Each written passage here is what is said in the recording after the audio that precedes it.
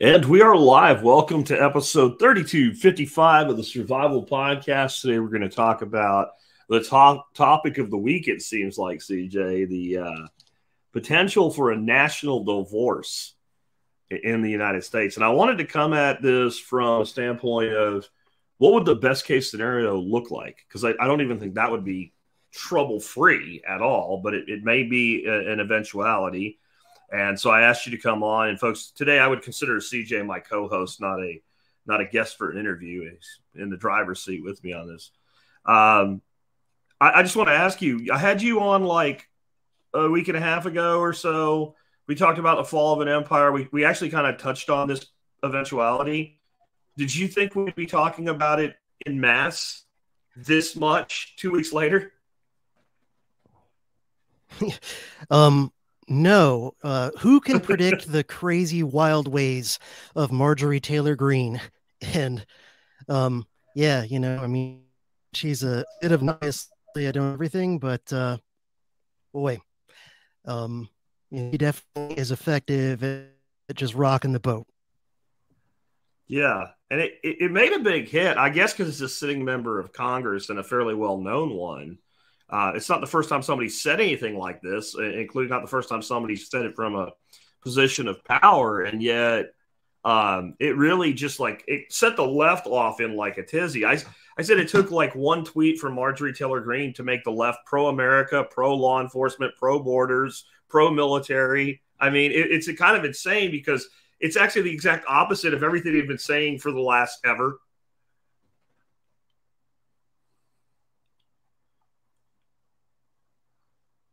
Are we having connection troubles with you, CJ? CJ's locked up. I have been having bad internet luck lately. Can you still hear my audio? Try to drop.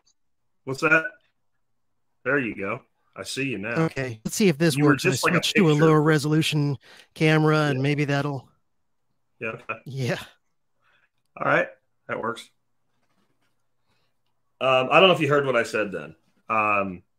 It seemed like this one tweet by Greene made the left all of a sudden pro-borders, pro-America, pro-law enforcement, pro-military, which seems to be kind of the opposite of where they've been coming from for the last ever. Yeah, all of a sudden they become almost as cartoonish as like the Bush, the George W. Bush Merca types in the 20 years ago time period. Yeah, it's oddly bizarre.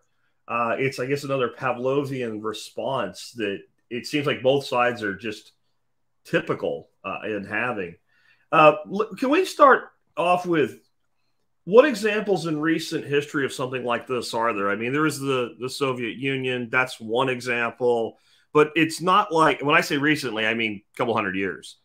I think people are of this belief that like borders are like this constant in society. While you answer that, I'm actually going to play a little quiet video here for people. And this is the last 1,000 years of the map of Europe, going for those that are on the video version.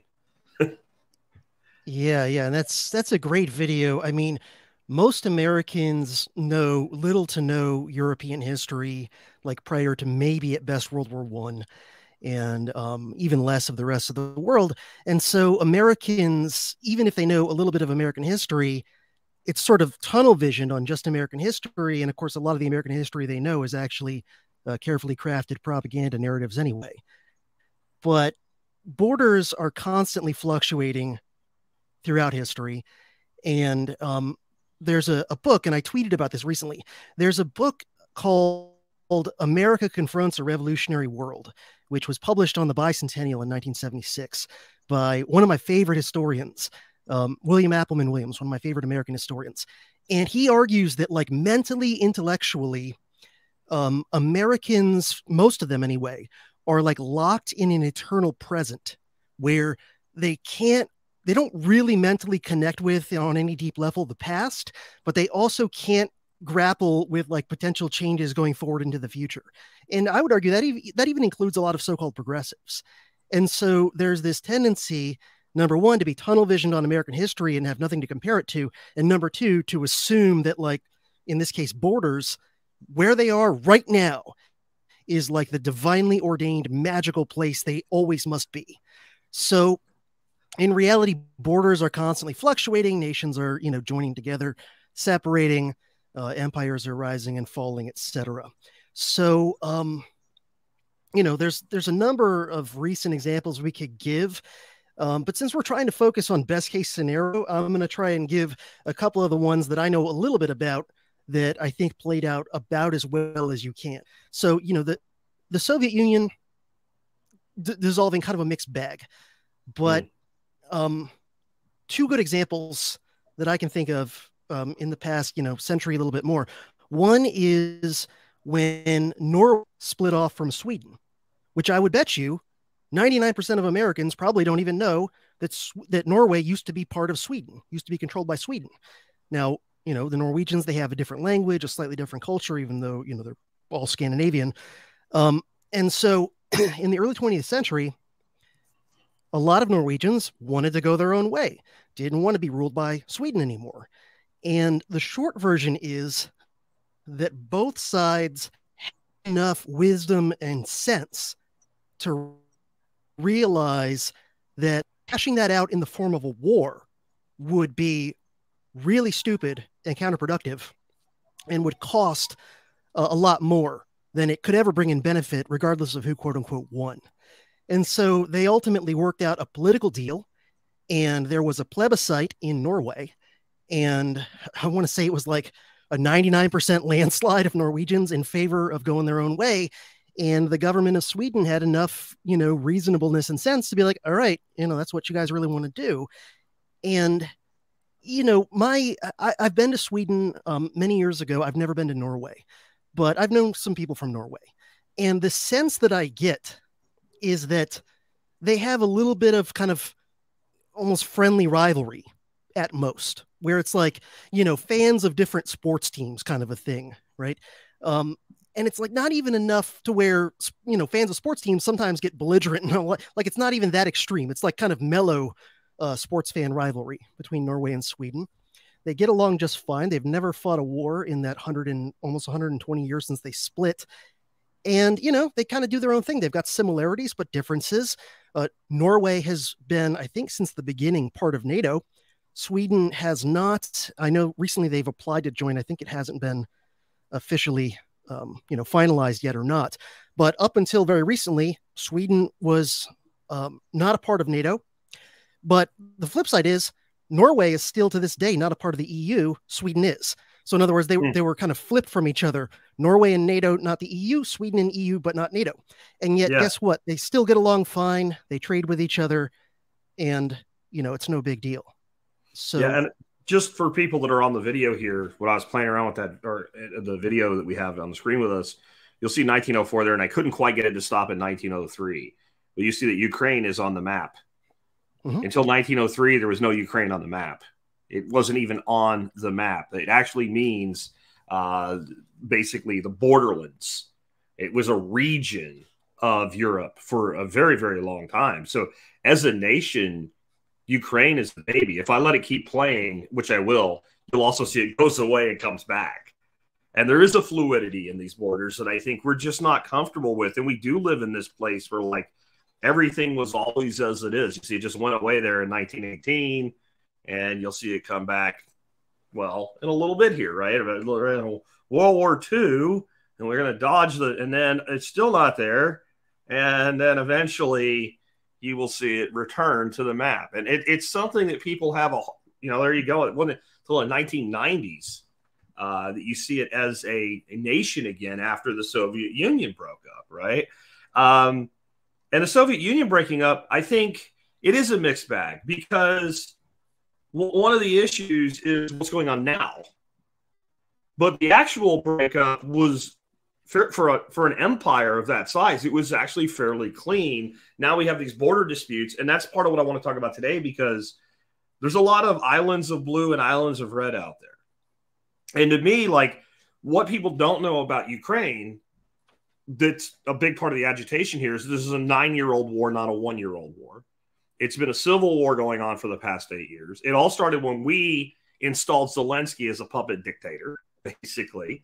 And the region at dispute here is not all of Ukraine, as the media keeps making it out. It's 2 provinces in eastern Ukraine that are over 90% ethnically Russian. So these are people that were caught on the wrong side of the border when the Soviet Union broke apart, and they're not happy about it.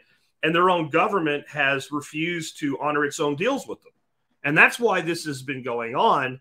And then we get all outraged. Putin invaded. And this is not a defense of Vladimir Putin, but I don't think the United States would have sat by for 8 years and done nothing if we had a civil war going on in Canada or Mexico on our border. We can't leave shit alone in Central Africa, let alone on our own border. So to me, it seems like it's not so much that it's a mixed bag. It's that the break wasn't clean. And I wonder how we would deal with that, because like the thumbnail for today's episode is the last election map by county. And you look at that and go, there's really not any blue states, but there are blue areas within states. Like California and like some of the New England states are fairly much just blue. But most states, we think it was like a blue state. There's an awful lot of red within that state. Even California, like half the state's red. So if we end up with this splitting of some kind, you end up with a lot of people in that same position that are like not ethnically behind the wrong side of the line. They're more idealistically on the wrong side of the line. Yeah, yeah. And another thing I wanted to just make sure to throw out there is, because of Americans' sort of tunnel vision on their own history to the degree they know any history at all, number one, they tend to assume that any sort of a breakup of a nation always must involve a bloody war, when history shows sometimes it does and sometimes it doesn't. It depends on the choices people make. But the second thing that I think Americans often get tunnel visioned on is that if potentially our country or a country is to break up into smaller pieces, that it always has to be into 2 and only 2. And so they'll go like, well, there's no longer the clean sort of Mason-Dixon line where you can easily split in half over an issue. It's like, yeah, but who says something as huge as our country should only dissolve, if it dissolves, into just 2 pieces and that's it? The Soviet Union dissolved into 15 pieces. So, you know, we could break it up into a bunch of much smaller to mid-size than just half and half exactly. And the second thing I would say about this is that, you know, I feel like some sort of giant imperial collapse crisis is coming our way, and that the sooner we can acknowledge that, the sooner we can do our best to manage it in as reasonable of a fashion as possible. It's like if you're flying a plane and you're in a situation where you're gonna crash, like there's just no way around it. The sooner you come to grips with that, the sooner you can focus on crashing with as least damage and harm as possible. And that's your best option, rather than fantasizing about magically fixing the plane. And so, you know, one thing that comes to mind for me to try and manage the issue of people being, you know, on the other side of the line from where they feel like their compatriots are, is think about how much the United States government spends on quote unquote national defense in a year. I think it's more than the next 10 nations combined. It's somewhere in that range. Yeah. Like, and if you add in China, Russia, the biggest powers in the world, you combine all their military spending, it comes to about what we spend a year. Yeah. And that's just like the official numbers. If you add in all the other kind of hidden stuff, like, for example, the secret Black Ops budgets that we don't know about. Yeah. And you add in the fact that, for example, the nukes are not paid for through the Defense Department. They're paid for through the Department of Energy. And the defense budget doesn't count the budget to take care of veterans who come home, you know, needing help after fighting in these stupid wars. And so when you actually add up the real costs of America's quote unquote defense policy, it's actually more like $1 trillion a year. And so I'm pretty sure I you know, taught history for 16 years, not math, but I'm pretty sure a pretty small fraction of that $1 trillion would be more than enough to, for example, set up a program to enable people who really wanted to, you know, relocate and kind of help them get their feet under themselves in their new red or blue utopia or whatever. You know, and there's someone here making a comment that I've heard a lot of versions of this this week since this whole debate went kind of mainstream. We're separate, but we're also united. First of all, I don't think we're separate. I don't think we have the sovereignty that the states were supposed to have. And I think that you would back that up as a student of history. But if we split up, each split has to support itself, and we would need passports for traveling like other countries do. Okay, so get a passport. But there's this idea that we couldn't support ourselves. Like that if the United States broke up into a group of regions, that some of the regions just would not, can't make it, can't do it, no way, it's impossible. You know, I find that odd because there are so many nations so much smaller than ours that do very well for themselves in a variety of ways. And it's like there's a constant quest to just control all the money is what it really seems, all the money and all the resources. And the reason that you see these conglomerations like the EU come together is to compete with us for that control by having the power of many. And I don't think it's ridiculous to say that, you know, the greater southeastern United States, so let's say Texas over to Florida, and I don't know how far north, could not function as a nation. That sounds preposterous to me. I personally think Texas could function as a nation in of itself. I don't know how many other states I could say that about. I don't like life in California, but I think they could function as a nation. I think they're large enough. They have a population base. They have a lot of natural resources. I think Florida might be able to as well. I don't know that there's another state that I would put on that list could go alone, but they certainly could go together. Well, let me throw out a counterexample. Switzerland is one of the wealthiest countries in the world per capita. Yep. And, you know, they've got their problems like anywhere else, but it's a pretty nice place to be. And the population of Switzerland, I believe, is like a quarter of the population of Florida, if my memory is correct. And their land area is significantly less than the land area of Florida. And they're landlocked. And Switzerland is not a member of either the EU or NATO. So you can't even use that as an excuse. Yeah. So how are the Swiss thriving and prospering more than the vast majority of the world in that situation if it's impossible for a nation to function if they don't have at least 300 million people and have a continent? Yeah. Yeah. And one of the things that they've always been is as neutral as possible at all times. Very strong on national defense and civil defense. Yeah. Right. And very much the place that people would keep their money. And I would say until very recently, it was the gold standard was a Swiss bank account. They saw to business rather than the business of empire. They are incredibly wealthy too, especially per capita. Their taxes are stupid high too, but I think they probably have a hell of a lot more self-determination than the average American does. I think the average Swiss citizen has more voice in their own nation than the average American has had in my adult lifetime.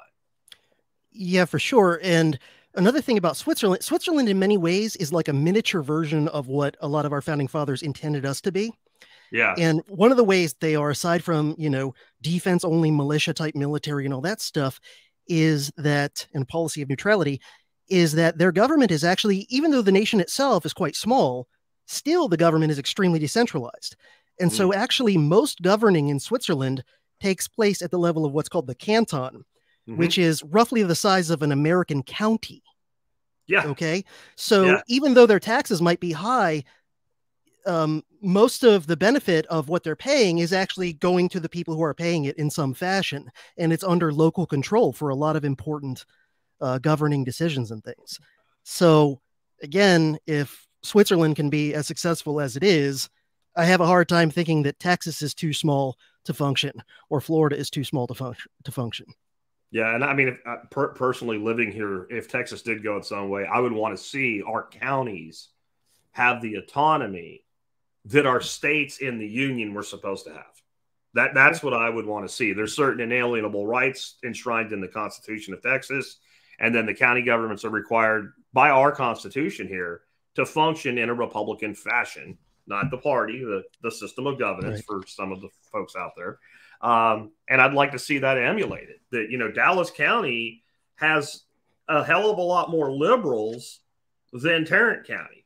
And Dallas County is a very liberal-centric county. And that's, you know, Dallas is a liberal city. Fort Worth is a Republican city, and they're 18 miles apart, and everybody gets along. And if you want to try all your liberal programs in Dallas County, go ahead, because movement from one county to another is a hell of a lot easier than movement from one state to another. Especially, if you live where I do, I'm 3.5 hours at best from any state line. If Texas did something stupid and I wanted to go to Oklahoma or New Mexico, which I wouldn't, or Louisiana, which I also wouldn't, that's a much bigger move in my life. You could work in Dallas County and live in Tarrant, and many people do. So I think that that would kind of be ideal for me. Now, the thing is, we're here not to talk about me and what I want and Texas sovereignty, but what people want for themselves. And I think my biggest issue with this is when you propose the idea that we even have the discussion you and I are having today, and then people lose their effing shit over it, right? What you're saying is you like words like self-determination, and you like words like liberty, and you like words like freedom, but you don't mean it. Because what could be a greater self-determination than a state saying, hey, you know what? We created the Union, and therefore we have the right to deconstruct. And we've had enough of this experiment, and we want to go our own way. We don't want to fight. And I would expect that we would be at least loosely allies with each other. We would have trade. We'd have commerce. And, somebody brought up, you'd need passports. Well, it depends on the agreement between the nations. There's nations you can go to right now. You don't need a passport. You technically need one to go to Mexico, but you don't. I can tell you for a fact you don't. Getting back into the U.S., here's my driver's license. I'm a United States citizen. You're back in America. Mexico, they'll hold you up for a couple seconds and they'll let you in. Right? So it doesn't have to be that complicated either. Yeah. And there's, plenty of European countries that have agreements where you don't need to, a passport for national borders. And I'm not just talking about countries where both of them are in the EU. Obviously, if both countries in question are in the EU, then that's the answer to why you don't need a passport. But to travel back and forth from Switzerland to either most or maybe even all of its neighbors, there's no passport needed. I'm pretty sure that even with Brexit, I'm pretty sure you can still travel back and forth between the Republic of Ireland and Northern Ireland, which is still politically part of the UK and thus part of Brexit. Yeah. So, it's just a matter of negotiation. Part of what I think makes Americans especially like right now, what I would consider unreasonable about even considering these sorts of questions is that I think that Americans have been, particularly in recent generations, conditioned to not even seriously ever consider negotiating about anything. Americans, the saying used to be from Clausewitz that war is politics continued by other means. But I think Americans in recent decades have been conditioned to think that politics is simply war continued by other means. And so there's this aversion to even the idea of negotiating with somebody to try and, sort out your disagreements and your problems. And there's this whole narrative, they'll be like, well, basically they'll try to portray any attempt at reasonable negotiation as automatically being quote unquote appeasement. And they'll say, well, this one time in 1938, appeasement didn't work. Therefore appeasement never works. Yeah. And my response to that is actually appeasement works lots of the time. The only difference is when it works, they don't call it appeasement. That's the reality. When appeasement works, which it often does, they just call it good negotiations or wise diplomacy or skillful statecraft. And I think one thing that would help is just if Americans in general would go back to, as our founding fathers and the immediate subsequent generations of American leaders understood, they negotiated with other countries all the time without going to war. And we're just conditioned, particularly ever since 9/11, to have this really stupid mindset that you're never supposed to negotiate with anybody about anything, that negotiations never solve problems, when in reality, most of the time throughout history, they often do.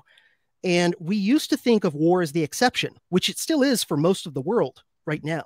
But Americans have been conditioned to think that war is normal and peace is this bizarre, rare exception that only happens after you've killed everybody else. Yeah, I also think it's this whole, the United States has not bled in war for a long time. A lot of people are going to get pissed off and go, my troops and whatever. I don't mean the troops. The troops have bled too much. I mean, us. We haven't even had rationing since freaking World War II. So there's almost nobody alive that even remembers having a ration in place because we're at a time of war. So we haven't had to suffer. War's over there. We don't have to worry about it. And when you think you're the baddest ass on the block and somebody else is going to do all the fighting for you and it won't really affect you and you'll get what you want out of it, it's easy to choose war then. If we had, our streets and our buildings blown to complete shit in World War II, we might not be so quick to jump back into this thing, right? And I mean, the last time that we really had a true invasion of the United States where troops were on our soil long-term, did damage, I guess would be the War of 1812. Yep. Right? So that's a long, it was so long ago that Andrew Jackson's famous Battle of New Orleans happened after the war was already over and nobody could tell him. That's how far we have to go back to a time when we actually experienced war on our soil, other than, I guess, the American Civil War, which is also the thing everybody brings up. It has to be the Civil War. And I love the people that are like, we already did this, man. We already did this. Like, it's the most ludicrous thing in the world. Or because that war ended the way that it did, then it settled forever. Again, like it's divinely ordained borders or something. I don't know where people are coming from with this. I'm fine with people saying I don't think it's a good idea. Part of why I want this discussion today is so that people that are rah-rahing it understand there are some things that are not so easy to figure out, right? And if it's going to be done, it has to be done very, very carefully, including dealing with our own states. So the last thing I want is Texas to go independent and become worse than California, which if you look at the red-blue split in Texas by just popular vote, dude, it's not that far away from that. Neither is Florida. They're both states that in the future could go either way. Now, I think if you install a Republican form of governance and you give basically the same type of advantage to the lesser populated areas like are supposed to exist in our bicameral legislature in the federal level, that solves a lot of that problem. That's why they did it in the first place. Yeah, I mean, I think decentralization solves a lot of problems. That's why it was the original intent of our republic to be extremely decentralized. And, probably nobody would be talking or thinking about this idea of national divorce if we were still as decentralized as we were, 200 plus years ago. If Texas was still free to do its own thing in almost every regard, and New York was free to do its own thing in almost every regard, and that was still kind of a part of our attitude and our instinct as Americans of, hey, look, I wouldn't want to do things the way they do 800 miles away, but, I don't think that they should also have a say over me either. And, maybe the easiest way to fix this whole mess we're in right now would be to revert back to extreme decentralization. The problem is like, how is that any less utopian than the idea of kind of, in a rational, orderly way, breaking it up into smaller pieces entirely? Because think about what, I've been tweeting about this the last couple of days and getting a lot of attention from it. And, I've had people respond to me and go, all we got to do is go back to following the Constitution. And it's like, okay, in theory, yeah, but do you understand, A, the generation of guys that wrote and ratified that thing couldn't consistently stick to it? Correct. And B, in order to get the federal government of today to follow the letter of the Constitution, that would mean having majorities in both houses of Congress who were basically Ron Pauls, Ron Paul president, a majority of Ron Paul Supreme Court justices, and most federal bureaucrats and heads of kind of the deep state agencies to also be Ron Pauls who will scrupulously obey the Constitution. So how is that any more far-fetched than saying like, all right, you know what, it's better to just break this thing off into smaller pieces and go our separate ways peacefully? Yeah, whenever anybody brings that up, somebody did here already today in the chat. And when I said all we have to do is follow the Constitution as written, then it wasn't followed as written immediately after it was written. Right? It might have been followed better, but I think a big part of why it was followed better is because it was more difficult at the time for the state to violate it because of, we didn't have the ability to censor people with electronics. We didn't have a bloated federal government. The government could not just print as much money as it wanted at will. I mean, the government was even somewhat restrained in spending all the way up until the 1970s, when we finally closed the last vestiges of the gold window. In a fiat world, the utopian is like, utopia is more likely than what you're talking about, right? Like, that's not going to happen. And it brings me to another point, like, that the left all of a sudden is, Marjorie Taylor Greene made them pro-borders, pro-America. She also apparently made them anti-welfare. So the left is now anti-welfare because every single post about this has some leftist coming into it going, the red states take more than they give, right? And that's true of many of them. And we're talking mostly your more poverty-stricken states like Missouri and Mississippi and Louisiana. They definitely are. They're like about, for a dollar that goes out, about $1.15 to $1.20 comes back to them. But to me, that's actually the problem. You're enabling a level of control and a level of governance that should exist. Do we need to be spending that much money in Mississippi or Louisiana or even Texas? Like, I don't know that we do. And I also know that a lot of the money that leaves, I don't care how you talk about it coming back, a lot of it leaves the whole damn country. We're close to 120 billion just on Ukraine in a year, right? Yeah. Which is more than Russia spent on their side of the war. Yeah. And the money that's coming back, is it really because California is paying in more than they're getting back? Because they are. I'll be fair on that. That's math. Or is it because the government's printing money that doesn't exist and sending it to Missouri or sending it to one of these other, less financially stable states? Yeah, well, I'll bring up another even more recent historical example of a nation splitting up in a peaceful and orderly fashion. And that is when Czechoslovakia broke up into the Czech Republic and Slovakia, right? So the Soviet Union fell, and as a result, also the Warsaw Pact ended in 1991.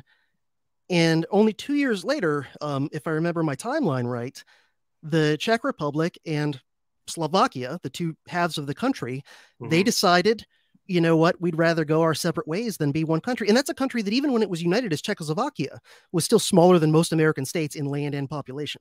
And yet they decided, you know what, we'd rather just have an amicable divorce. And my understanding of this, I'm not an expert, but I've read up on a bit on it because I've studied the collapse and end of the Soviet Empire pretty extensively.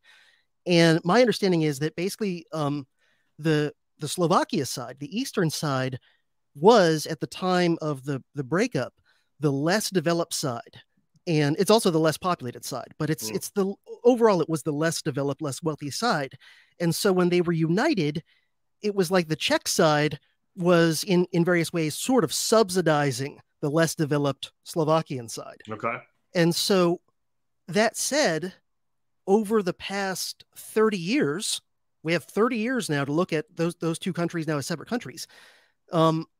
My understanding is that Slovakia, was poorer for a while, but overall has done quite well for itself, fast forwarding to now. They're both basically prosperous, high-tech first world nations. And on top of that, I'm pretty sure that at some point over the last 30 years, Slovakia may have actually overtaken the Czech Republic in per capita wealth. Huh. So, again, this idea of being trapped mentally in an eternal present and thinking that because right now, I don't know, maybe Mississippi gets more, proportionate benefit from the feds than California does. But that doesn't necessarily mean that if, Mississippi and California are no longer part of the same empire, that therefore Mississippi is doomed to always be a third world country. Yeah. And it might actually start using its own resources better. And it might cut a lot of pork spending that it doesn't need to be spending. How much of that 15 cents on the dollar really needs to be spent? There's this view that if we cut anything, everything just falls apart, like without all these programs. And if you go back even 20 years, we didn't have half of what we have today. I'm not even talking about total dollars. I'm talking about programs and various places that the money is spent into. If we got rid of something like, Department of Education alone, right? A lot of that money that's recycled in and back out goes through the Department of Education. Well, all that is people in Washington telling Missouri how they need to run their schools. I am of the opinion that we don't need that. I wonder how many of these giant federal agencies that take care of all this redistribution of wealth we simply don't need. And I think that the idea that we will get rid of them as 50 states is insane. I think the only way that happens is empire collapse. Like, that's the only way, and that might happen. There'll still be vestiges of them and whatever. The only way they actually go away, and I think this is the bigger part of what I would prefer for the rest of the world, us finding a way to do this, is that it would prevent us from doing all the shit we do all over the world. When people say, like, we need to be together so we can be strong, what they're really saying is it is this conglomeration we've created and this fiat money system that enables us to meddle in Central Africa. And if we don't do that, the Central Africans will be hiding in our closet and they'll kill us. That's how these people come across to me. I know that sounds like hyperbole to some, but I mean, that's what they're actually saying. Like, Putin will come get us all. Putin has no interest in taking over all of Ukraine, because if he did, he'd be bombing the shit out of Kyiv right now. That's how you know he does it, because that's what he would be doing, and he's not doing that. He's never made an attempt to push all the way through Ukraine, so he's certainly not coming here. But if we're the ones also, by the way, that keep talking shit about nuclear war, and then he'll respond to it and they'll say nuclear war is being threatened by Putin. Like, that's been going on since the beginning of this too. The whole thing. We are there. Have you ever seen the thing by Michelin Webb? And it's like the Nazis in World War II, and they're planning their next move. And the one guy says to the other Nazi guy, he says, are we the baddies? And then they have this whole discussion. It's like, we've got skulls. We'll make, and they're like, and they finally both realize, and they like haul ass and run away. And sometimes I feel like I'm in the middle of that skit, and we who are supposed to be the force of good in the world, in many ways, we have become the baddies. Yeah, I know exactly what you mean. And I actually just tweeted about this either earlier today or last night, I forget. And, the American establishment, the American power elite, since at least World War II, have had it as an unquestionable dogma that America needs to rule and dominate the planet. Okay. Now, they don't say it in those Dr. Evil sounding terms because they know average Americans would hear that and be put off by it. Yeah. So they cloak it in euphemisms like global security and stability and underwriting the liberal rules-based international order. But what they really mean, if you look at what it actually means in practice, is America rules and dominates the world. Yeah. Now, tell me, in what, epic story that resonates with humans on a deep archetypal level, in what epic saga is the side that's trying to rule the world the hero? Usually, pretty much all the time, the side that's trying to rule or take over the world are the bad guys, whether it's Sauron or Palpatine or whoever. And it's the side that just wants their little area to be left alone and be free, like the Shire. Those are the heroes. Okay. Yeah. So why is that? Why does that resonate on such a deep gut psychological level with us? And yet our leaders are so slick at bullshit that they're able to basically be carrying out a foreign policy of like a cartoon bad guy from a Bond film, and yet couch it in rhetoric that makes it sound like we're the scrappy underdog that, doesn't really want to fight or rule anybody, but only reluctantly does these things like bombing Syria and Libya and whatever. Yeah. Yeah. It's actually very bizarre, but it also makes perfect sense because, you're a little younger than me, but you're closer to my age than not. And so if you grew up through the 80s, the 70s, the 90s, everything on TV depicted us going all the way back to World War II. We're the good guys. We're always the good guys. And the good guy also always wins. And the cartoonish enemy you're talking about was always like, even in comedies, right? Or cartoons, right? Cobra in G.I. Joe, right? Or was it Get Smart and Chaos, right? Like a play on the whole Bond thing. And, the Chaos is trying to take over the world. And or Dr. Evil in Austin Powers. Like, even in our comedy, even in our satire, we're always the good guys. Everybody else is always the bad guys. And they created this illusion, I think, not just that we were the good guys and we needed to do these things. We didn't want to. We needed to do them. They also created a belief that somebody was going to do it, that there has to be somebody to do this. So if we don't do it, then China will. And even if we're not the goodies, if we're the baddies, they're worse baddies than we are. Like China will control everything if we don't. And what it makes me think of is like a chef that brings people in to cook in his kitchen, but he won't let anybody do anything. He has to do everything, except that just affects the kitchen. It doesn't affect the planet, right? But that's kind of how we are. Like we're the only ones that can do this right. We're not just the good guys. We're also hyper competent. We have unlimited resources. America can. How many times have you heard that in a political speech? America can do anything, right? We can't do anything. We can't fix bridges in our cities right now here in America, but we can fix the problems in the Middle East that have been going on for thousands of years. The level of arrogance in that, and that's part of why I think this is a good discussion to have about doing this, because it's not just us that's affected by all of this. It's the rest of the world. And the average idiot in America doesn't understand that. They don't understand that. Like there are people in the world today, their life is a lot worse because of us and what we're doing right now. And the only thing we have to do to fix it is freaking stop.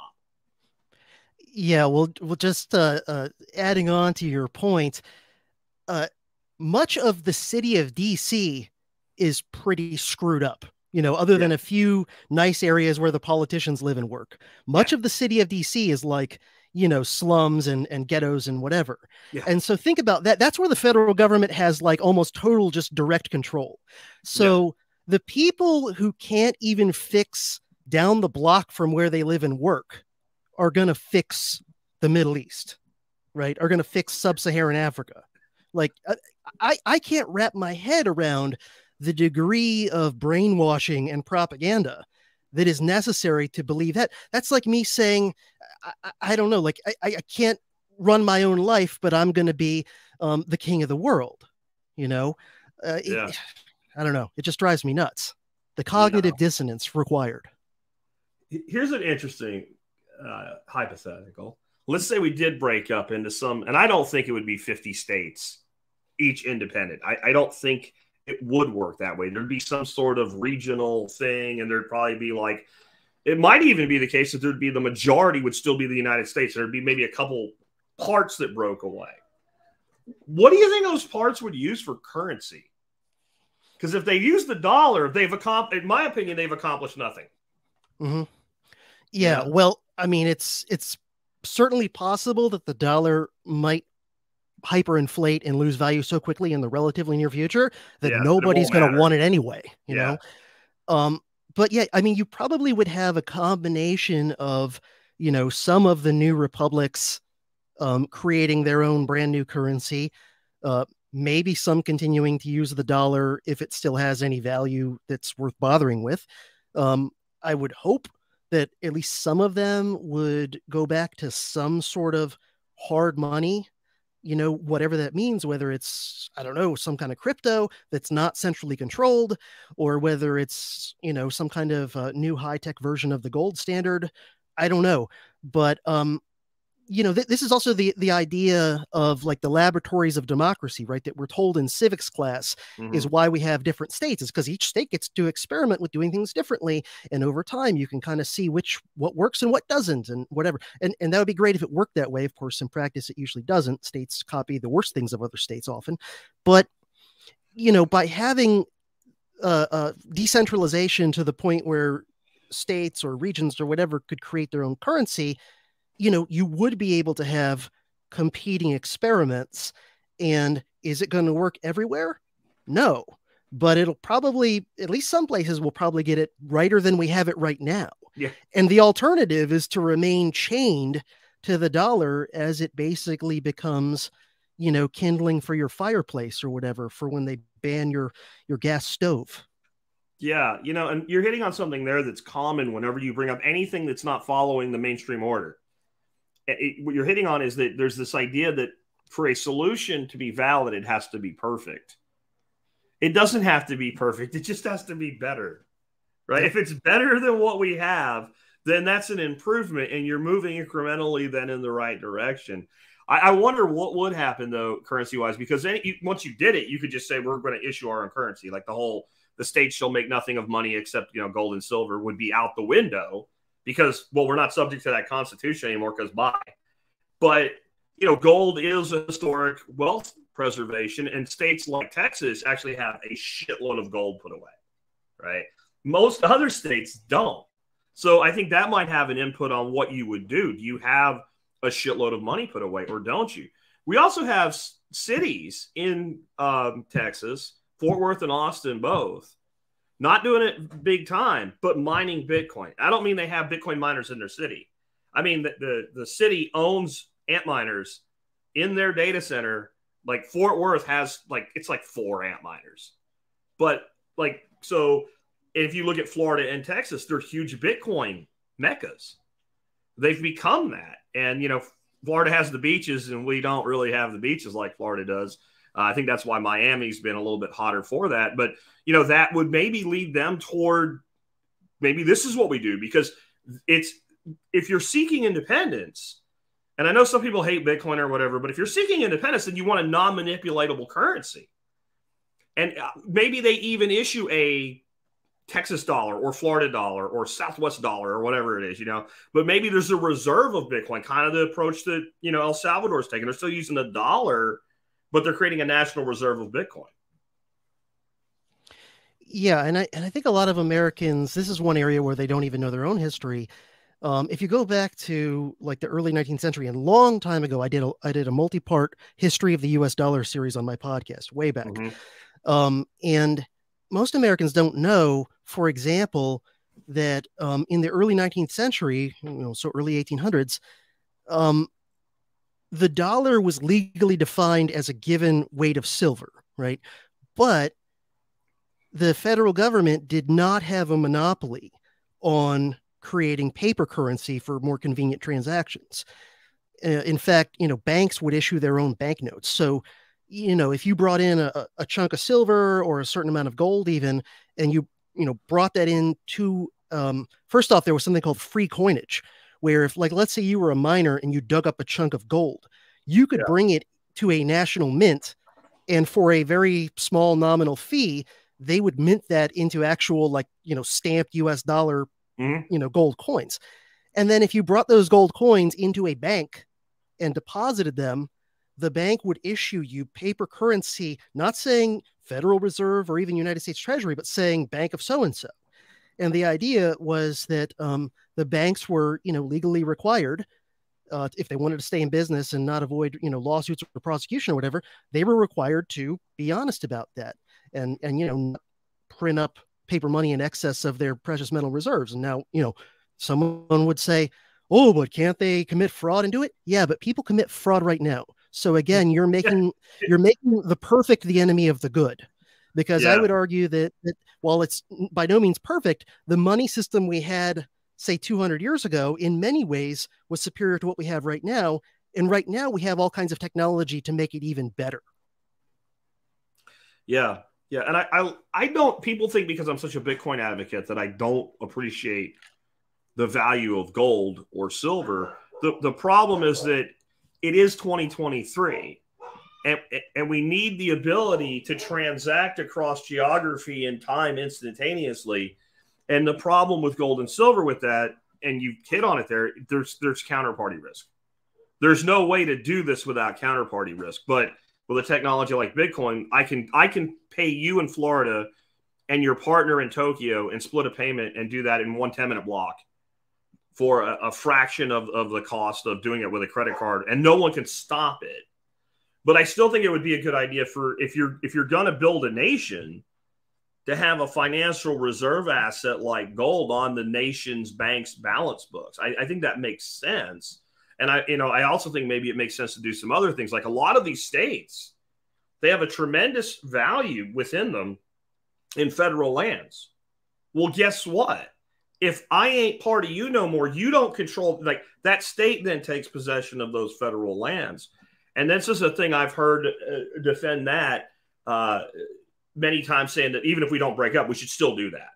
Well, the states can't afford to maintain them. Most of these federal lands don't need a lot of maintaining. We're talking about forests, mountains, etc. There's not when we had the government shut down and close the parks and all this is completely stupid. Right? That tree doesn't require somebody to hold it up or water it or whatever. But I do think there's a tremendous asset in land holdings. Real estate is the single largest asset in this country.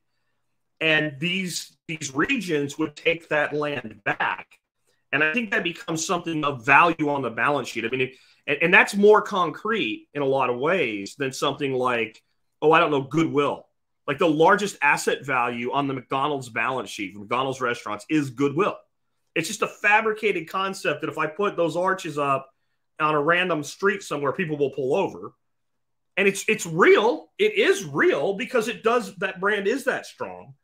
But I would say that, you know, a couple million acres of property is more real than goodwill on a balance sheet or a bank balance sheet, a state bank balance sheet.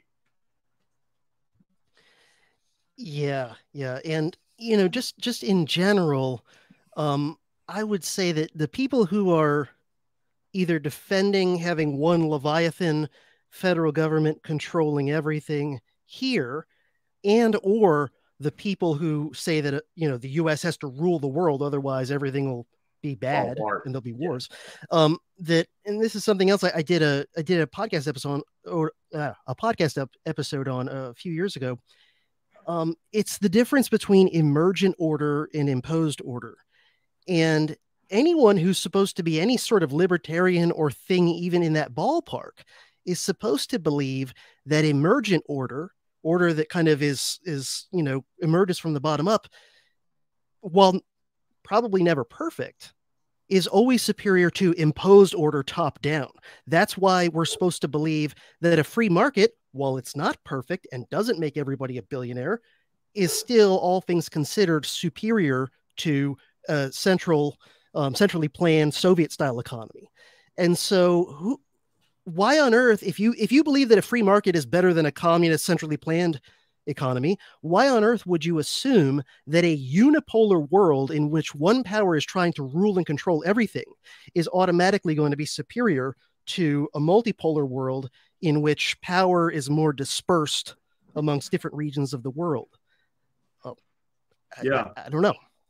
And do you think that, is there like a middle ground? Like if there was like some kind of breakup, that the United States could end up functioning more like the EU than completely autonomous independence? Because France has a lot more control over France's territory compared to what people like the big behemoth in the EU is obviously Berlin, right? But France has a lot more autonomy from Berlin than Florida does from DC, right? So, you know, if you think of it as a divorce, sometimes there's a divorce, sometimes it's amicable, sometimes it's a trial separation, sometimes two parties and they get along, but they can't, they move to different sides of the house and they have dinner together. And sometimes they even are still, you know, a conventional married couple, but they have their own space. Like, people figure stuff out, and maybe that's another potential reality. And I still think that would have to be regional, not state by state, because that would just be the Constitution that we already. I just think we have to accept that we're not going to follow the Constitution the way things are right now. It's not going to happen. Yeah, and you know, another thing that just occurred to me now that, you know, I'm just sort of speculating on, not really married to it as an idea, is maybe part of the reason that it seems so ridiculously far-fetched that today's politicians, that 99% of them are ever going to, you know, stick to the Constitution. Maybe part of it is because it was created so long ago that both the politicians and just the citizens don't have, despite the lip service they pay to it, they don't really have the buy-in to the Constitution as a system the way the first few generations of Americans under the Constitution did. And so, you know, perhaps that would be an argument in favor of kind of renegotiating a new system, you know, which, whatever its flaws, perhaps that would mean that, you know, at least for a while, people in charge would be more likely, not 100% because they never are, but be more likely to abide by it more often. Yeah. And, you know, just in general, again, Americans mentally are just trapped in an eternal present. But an interesting thing to read on this is Machiavelli's book, not The Prince, but The Discourses on Livy, which is about Roman history. Okay. And then read some other kind of modern analyses of it. Like there's a book called The Machiavellian Moment by an historian whose last name is Pocock. And the thing they bring up that Americans mostly don't think of in terms of is that no government is ever permanent, including republics. And so you need to stop thinking in terms of this utopian idea of, oh, one day we'll have this magical solution that will make a permanently virtuous, eternally stable republic. And instead think about, like, realistically, what's the best you can do for a while, right? And, you know, I'm idealistically, I'm an anarchist. I don't think states should exist. You know, if I had magical powers to control everything. But I also have the capability intellectually to kind of like put my statist hat on and sort of say, like, okay, yes, Anarchotopia would be my preference if I had a magic wand. That said, in terms of where we are right now, what's the best we can do? And, you know, perhaps some sort of newly decentralized system is the best option for the time being. And, you know, there's no such thing as an eternal magical solution when it comes to things like governments and republics and whatever. You know, the facts on the ground, and I know I sound like a progressive here, but I don't mean that we should have the Constitution mean a new thing every week, depending on what's convenient right now. But the idea that you can sort of like freeze in carbonite a given structure forever just seems to me to be ahistorical. Yeah. It's pragmatism in the end. Like, I don't want all of this shit, but some version of it will be. So on some levels, the best I can do is advocate for what I think would be better than what we have. And I've got them for people that are on the audio only. We've got the map of Europe altering again, because just what CJ was talking about there is so well explained here. And looking at 1,000 years of history, and you might think over 1,000 years, well, of course it changed, but it changes almost by the year at some points in history. It certainly changes. I don't think a decade goes by in this for the vast majority of it where some border doesn't change somewhere. And so I think the other side of it is we live in a stability today that we think of as normal. There is a lot less of what's going on the screen right now than there was 500 years ago. These borders don't move as quickly. Things aren't more stable. But then we lull ourselves into the belief that that's the way it's supposed to be. It's the same shit with the climate change alarmism, right? Like, you know, it got colder this year, or it got warmer this year. And this stability of climate that we've been in for about 100 years is not historically the norm for Earth's climate. We tend to have quite a bit of swing up and down, back and forth. And that's not like saying, oh, we can just pollute everything. It's just acknowledging a reality here. You can't go, oh, we went up a degree, and this is like some departure from 4 billion years of history on this planet. It's just a ridiculous contention. And I recognize patterns, and I just see that same pattern replicated with humanity over and over again. A belief that the way this is, like, what'd you call it? You call it like permanent present or something? Yeah. Locked in an eternal present. Yeah. Like this is the way it's always been or something. Here's another question, though, because this is something that definitely was an issue in the Soviet Union when it fell apart. What about the military assets? Because I could see, like, if this happens, a state like Wyoming or Montana going, yeah, no, we're not going with you guys in this big federal system anymore. Like, if Texas is leaving, we're freaking out too, right? There's a lot of nuclear assets in that area of the country, right? So then, like, how does that get handled? Or you look at just straight military assets. I think that the Combined National Guard of Texas is something like the 9th or 10th largest military in the world, right? If measured by power and capability, not by, head count alone. And so there's a lot of joint military assets in the states that some belong to the Guard, some belong to the Reserve, some are federal. What happens to a place like Fort Hood, which is a regular Army installation, or San Antonio with the Air Force presence there? Like, there's a lot to that. That was actually, like, we still know there's some nuclear shit just missing from some of the satellite republics in the Soviet Union. So how do you see that going? Yeah, I mean, I would look to the Soviet Union as an example, both in terms of overall it worked pretty well considering how badly that aspect of things could have gone. But also, like anything else, it's not perfect. And so, people who think historically and try to learn from history, I think it should be all about looking back and kind of saying, number one, I don't expect perfection because nothing's ever perfect. There's always, costs and benefits to everything. But, looking at prior examples of a thing I'm trying to figure out now, what of those examples worked well and possibly we should try to emulate and what things didn't. And so, in the case of the Soviet Union, I would say to anybody, just go on Wikipedia and like Google or search on Wikipedia dissolution of the Soviet Union, and then go down and read about all the deal making that occurred as the Soviet Union was splitting up. And yeah, it was a complicated political process. Ultimately, the nukes ended up, there some went missing or whatever, but surprisingly, I think not that many compared to how many there were. But ultimately, in terms of, legal official above board, all the nukes ended up still in the hands of the Russian Federation, the largest piece of the Soviet Union. And there were deals made with the different Soviet republics that were leaving over their nuclear arsenals of various sorts. One that was made, I think Ukraine had a fair amount of nukes stored there because it's, in the Soviet Union, it was like the western flank of the Union proper. And then you had the Warsaw Pact west of that. And if I remember right, I think the deal there was actually what ended up in Russia having that lease to the Crimean naval base. And so it was like, all right, Ukraine, yeah, you got a bunch of nukes parked in your territory. Tell you what, you hand those back to us.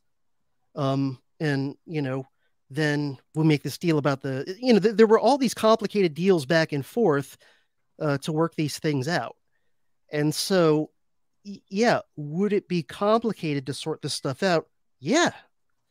But is that a good argument for keeping together an increasingly dysfunctional union composed of people who increasingly don't want to have anything to do with each other politically? You have to ask the question, like, when you make a drastic change to the status quo, there's always going to be costs and inconveniences and so forth. And you have to ask yourself, at what point do those costs and inconveniences, which, may or may not be severe, at what point are those outweighed by the costs of keeping in the status quo? Another thing I would bring up that a lot of Americans don't know is that in the Civil War, really before the war itself started, before fighting actually started, the Confederacy, and I think this was still the original Confederate states of just the Deep South, so before even Virginia and Tennessee and whatever joined, because they joined after Fort Sumter. But before the fighting really broke out, the initial Confederate government, they tried to negotiate with Lincoln. Their first, that their always plan gets A, left out, right? yeah. Their plan A was not we want to go to war. Their plan A was we'd like to just leave, and then they only went to war when they believed they had no choice.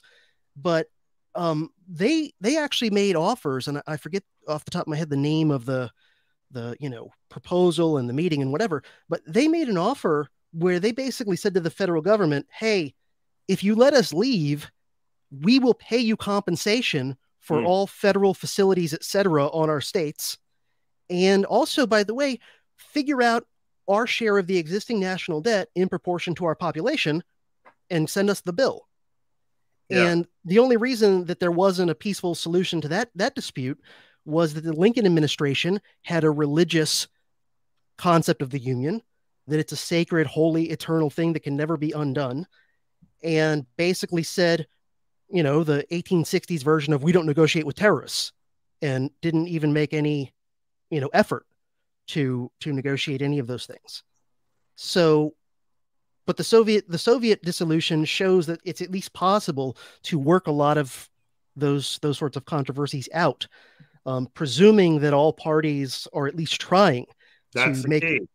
and that's why I think what we're doing right now, and what we've been doing on social media ever since this stuff blew up with MTG, is important, because we're putting these things out into the discourse and making them at least something that you can think about. And the more we can get people to think reasonably and not in civil religious dogma terms. The more we can convince people that this is something to at least consider, that, I'm not a crazy, deranged nut job or something like this just because I'm thinking that this is maybe an option, the more likely that it might be worked out in a civilized fashion. Now some people just sort of think, well, Americans are all crazy and they can never work anything out peacefully. Well, we used to be able to sometimes. Yeah, we're the same people we used to be. We're just confused. We're in the middle of Bonhoeffer's theory of stupidity is where we're at right now. But I mean, there is potential for a lot of conflict after the fact. That's what's going on right now. And people don't, I think, understand how Zelensky and Ukraine are not the angels that they've been made out to be. Here's a perfect example of that. The whole shit about Crimea. Crimea voted over 90% to return to the Russian Federation. It was like, I don't know that we've had an election go 90% for anything significant in the United States in my life. Like, that's an overwhelming self-determination. This is what we want. So they do that. Crimea is actually, even though it's on the ocean, it's a very dry area. And they get most of their water for irrigation from Ukraine. And there's these canals that come down out of Ukraine that are made out of concrete that allowed the water to flow into Crimea. So when Crimea became part of the Russian Federation, they said, hey, we still want the water, but we understand it's not free anymore. We'll buy it. And you know what? Do you know this? Do you know the answer to this, CJ? Do you know what the Ukrainians did? They filled the freaking canals with concrete and cut the water off. That's right. I remember hearing about that. Right? Yep. I mean, holy crap. Like, so I can see things like that. There's a lot of stuff that flows across state lines right now that there could be some bitterness after the fact.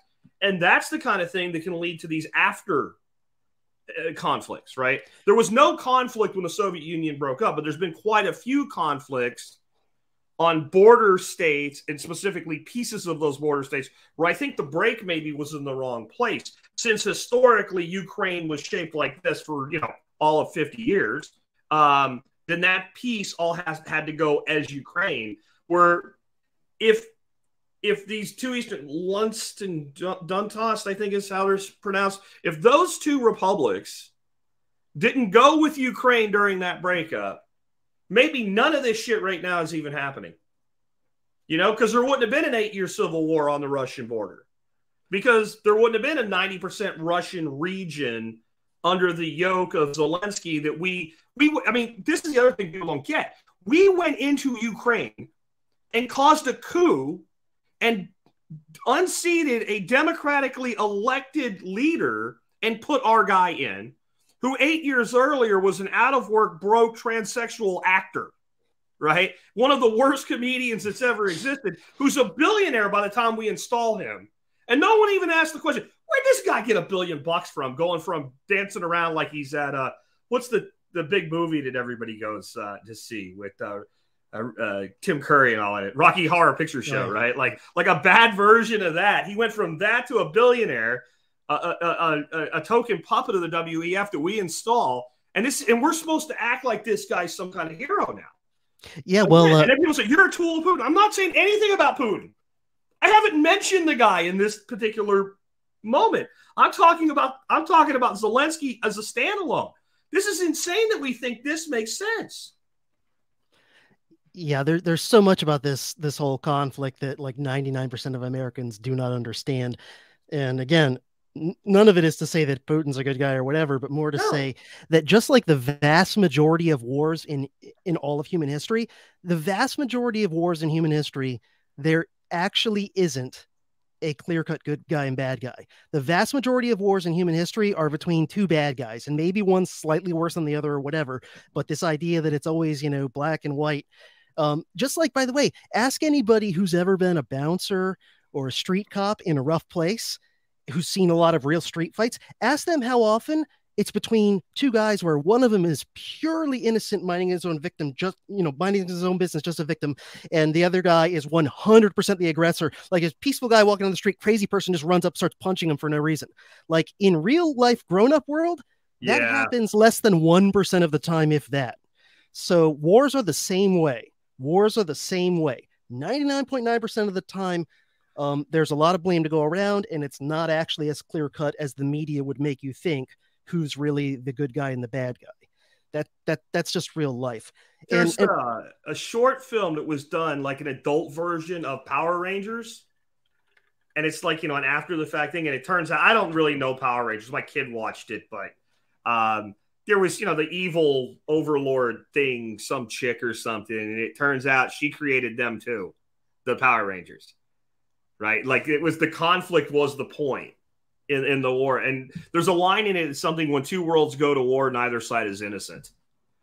Right. It was very astute for like I don't remember who made it. I don't remember if it was one of the original people from the Power Rangers franchise or just a fan fiction type thing. But I think it even had the original actors in it or some shit. It was very astute for something like that. And I think that maybe sometimes that is the place where like actual thought can be expressed, because it's not quashed, because it's seen as non-threatening. But even that's changed. Like, I think part of why we're having this discussion right now is people feel like I don't have a voice anymore, and what's going on around me is insane. So the place that you used to be able to do that was as a comedian. A comedian could say whatever the hell a comedian wanted. It was all okay. If you didn't like it, don't listen to it. It's a comedian, asshole. It's not some guy on the nightly news. And then in the last 3 years with this whole COVID's crap, they even attack the comedians now. The comedians need to be canceled. And so I think that's part of what's pushing everybody to where they are. And I think these discussions we're having, what this discussion makes me think of, not to say that I'm as important as Thomas Paine, but it makes me think of common sense, right? When the founders decided, hey, we probably are going to have to do this thing, they knew they needed people on their side. They knew they would never convince everybody or even a huge majority. But they needed to know that people were on board and people understood why they were doing what they were doing and what the goal was. And I think that's the kind of discussions we have to have right now. And for the people that want to fix it, I would even say that maybe if it doesn't result in a complete breakup, it still might be part of fixing it, because nothing gets a spouse's attention like, hey, here's divorce papers, I'm done, right? And maybe it doesn't end up being a divorce, but all of a sudden maybe the other party starts to realize, hey, I have to do something to stop this. And force is not always an option. I don't know how it would play if Texas, let's just say Texas, because there's a bigger movement here than any place for this. Texas does this through some act of its legislature or something. Does it, on the books, by the book, what have you. And then whoever's in the White House, I don't care who it is. I don't care if it's Trump or Brandon or whoever, right? The next one says, I'm going to invade Texas. I don't know that diplomatically works very well in 2024, right? I don't know that you can just do that. I don't know that you can just start bombing Dallas. It's not 1860, for God's sakes. We're in a different world right now. And it's not like Texas would be sitting here going, yeah, we have our rubber band guns, right? We have a significant freaking Air Force. It's not like you can just do this, and just decide you're going to just take it back. It doesn't work that easy. Yeah, I'll just say two things in response to that. One is, and I absolutely do not want this to come to any sort of violence. That's honestly what I'm trying to avoid by raising these things and trying to have reasonable civil discussions about this sort of stuff. But to those who say like, oh, the U.S. government would just immediately obliterate anyone who tried to secede or whatever. Okay, they just spent 20 years and trillions of dollars in Afghanistan and got defeated by illiterate goat herders with antique and improvised weapons. So I don't know what to tell you. And to those who say they got nukes, they're not going to nuke American territory. You can't effectively, because it doesn't stay in one place. That's part of the problem, right? Like if you nuke Dallas, it's not like everybody else is just okay. It doesn't work that way. And then what do you have? What do you get back? Now you have a nuclear disaster to go in and fix. I don't think nukes work. I don't, not in a civil war. You're nuking yourself. Yeah, it's ridiculous. Their goal is to hold on to these places in large part so that they continue to exploit them economically. And if you turn, all of Texas into a radioactive glow in the dark crater, good luck squeezing any wealth out of it any time in the next billion years, right? Mm. And then I just wanted to chime in on Thomas Paine when you brought him up a minute ago. I actually, not that long ago, I recorded an episode of my podcast. I still haven't put it out yet, with a guy named Dave Benner, a great libertarian dude who recently published a detailed biography of Thomas Paine. So I got Thomas Paine on the brain. It's going to be an episode of my podcast coming out pretty soon. And I used to talk a lot about common sense when I taught American history for 15 years in college. And one of the points I would always make about common sense is that one of the most important things that it did was it desacralized the monarchy. And the way I put it to my students is there were a lot of American colonists who, prior to Common Sense being published near the end of 1775, their thinking was, yeah, we're not happy with the British government. We got this long list of grievances, whatever. But they would think things like what people say, like, oh, but it'd be hard to leave and there might be consequences. But also, they had it in their head something like this. Yeah, the British government has been doing things, pissing us off, whatever, violating the traditional English constitution. But that's because there's dirty politicians in Parliament. The king is still a decent guy. He's just getting bad advice. And, he means well. And if he heard our side, he'd probably, make like peace between us and Parliament. And so I would argue that in a way, in the minds of the British colonists of that time period, in a lot of their minds, the king was serving kind of the same role as either the Constitution or the Union in the mind of Americans today. They're like, oh, yeah, the Congress and the current president, whatever. Oh, yeah, they're a bunch of corrupt psychopaths ripping us off and destroying half the world. But, the Constitution or the Union or whatever is still this like magical sacred thing that we can't question.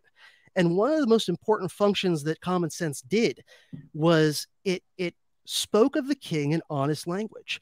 And, he called the king like a crowned ruffian and, just the chief among bandits and the top plunderer. And he basically goes, look, the reason the king is the king has nothing to do with divinely ordained him being on the throne. It's just that he comes from a family of psychopaths who a long time ago happened to be better at being psychopaths than the competing houses and things. And so that's why he's the boss. And so, I think like one of the services historically that we can provide by raising these issues and these conversations is to desacralize the Union, which has been quote unquote sacred ever since at least Lincoln.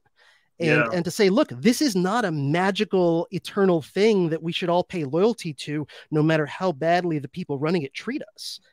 Any more so than we should think that, oh yeah, Parliament's abusing us and ripping us off, but the king is still this magical thing that we should still be obedient to. Yeah, he would fix it if he knew. Monarchy with the Constitution, and we created the Constitution in this form, like it's like a golden aura around it, and it's this sacred thing, and we couldn't possibly exist without it. And I will say that our Constitution is probably better than most constitutions out there.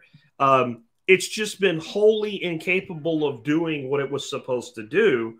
But what you're talking about is this ongoing belief in it, this ongoing, like it's a sacred talisman or something that will one day it will return on its own, like the return of Christ or something, and it will exist as it was supposed to exist. And if we just get the right people to do it, then it'll be okay or something. Like, so the whole point of the Constitution was it wasn't supposed to matter if you had the right people, that even the wrong people couldn't screw shit up that bad because they would be inherently limited in power. And it has failed to do that, right? And it has failed, like you said, it's failed to do that for a long time. So either, I'm quoting somebody here, but in the Jack Spirko redneck hippie duck farmer version, it either has created the government we have, and the government we have is constitutional, right? So that's one option. The other option is it failed to prevent the government that we have, which is unconstitutional. So in either way, it's failed. In either way, it has failed to do what it is supposed to do. And that's something very hard for people to accept. but it is kind of the same thing you're talking about. Like so when you were talking about the king, I was thinking about one of my friends named Neil, British citizen, and I was talking to him about anarchy one day, and it didn't even mean to him what it means to the normal person. And a British citizen hears anarchy, and the first thing they think is you are anti-monarchist. Well, of course you are, but you're also anti-all-archist, right? That's the whole thing. But I think we need the royal family. And when I asked him for what, he didn't know. This is a very smart, very intelligent, and very much toward the side of liberty individual. He came to America to run his business because he didn't have the freedom to run away he wanted to in the UK. And if he was an American, he would be voting, small government Republican, right? And here he is advocating for this thing because he grew up with it. He was always taught that it was important, but he doesn't know what it actually does other than it's there as a symbol. And that's how I think people look at our Constitution today. And I know people will get really mad at me for that because I say, without that, you wouldn't have them guns behind you. I'll acknowledge the limited effect that it has had for the good as far as holding the government back. But all I see is it's an impediment to government. And the government just advances a little more every year. And if we keep going the way we're going, maybe I won't have those. Second Amendment doesn't get repealed. It won't matter. They'll find a way to do it. They'll give themselves another power. That's what they do. You give them one power, and they use one power to make two. They use two powers to make four. That is the place that we're at right now. And I don't know what else to do about it other than at least discuss this possibility. Yeah. I mean, we're in this like weird, somewhat invisible, although parts of it have been exposed lately, but this like somewhat camouflage, stealthy version of a totalitarian state in a lot of ways where, just think just about what's come out in regard to the Twitter files. Yeah. And then think about what else is going on at Google and at the other social media companies still, because Elon Musk hasn't bought them, right? Yeah. And so, you have a level of thought and expression control that's far beyond anything that like the old Eastern Bloc countries could have ever had, just because of technology and things like this. So, in East Germany, if they wanted to spy on you, they had to like tap your phone, follow you around the street, blackmail your friends into ratting on you and whatever. And now they can just, collude with big tech, these sort of like, corporatist fascistic partners like the big tech companies. And, they can spy on everything that you're doing, and they can, without you knowing, they can manipulate things like social media and just like literally manipulate the entire discourse of what Americans are saying. And if you can control and manipulate what people are saying, you can control and manipulate what people are thinking.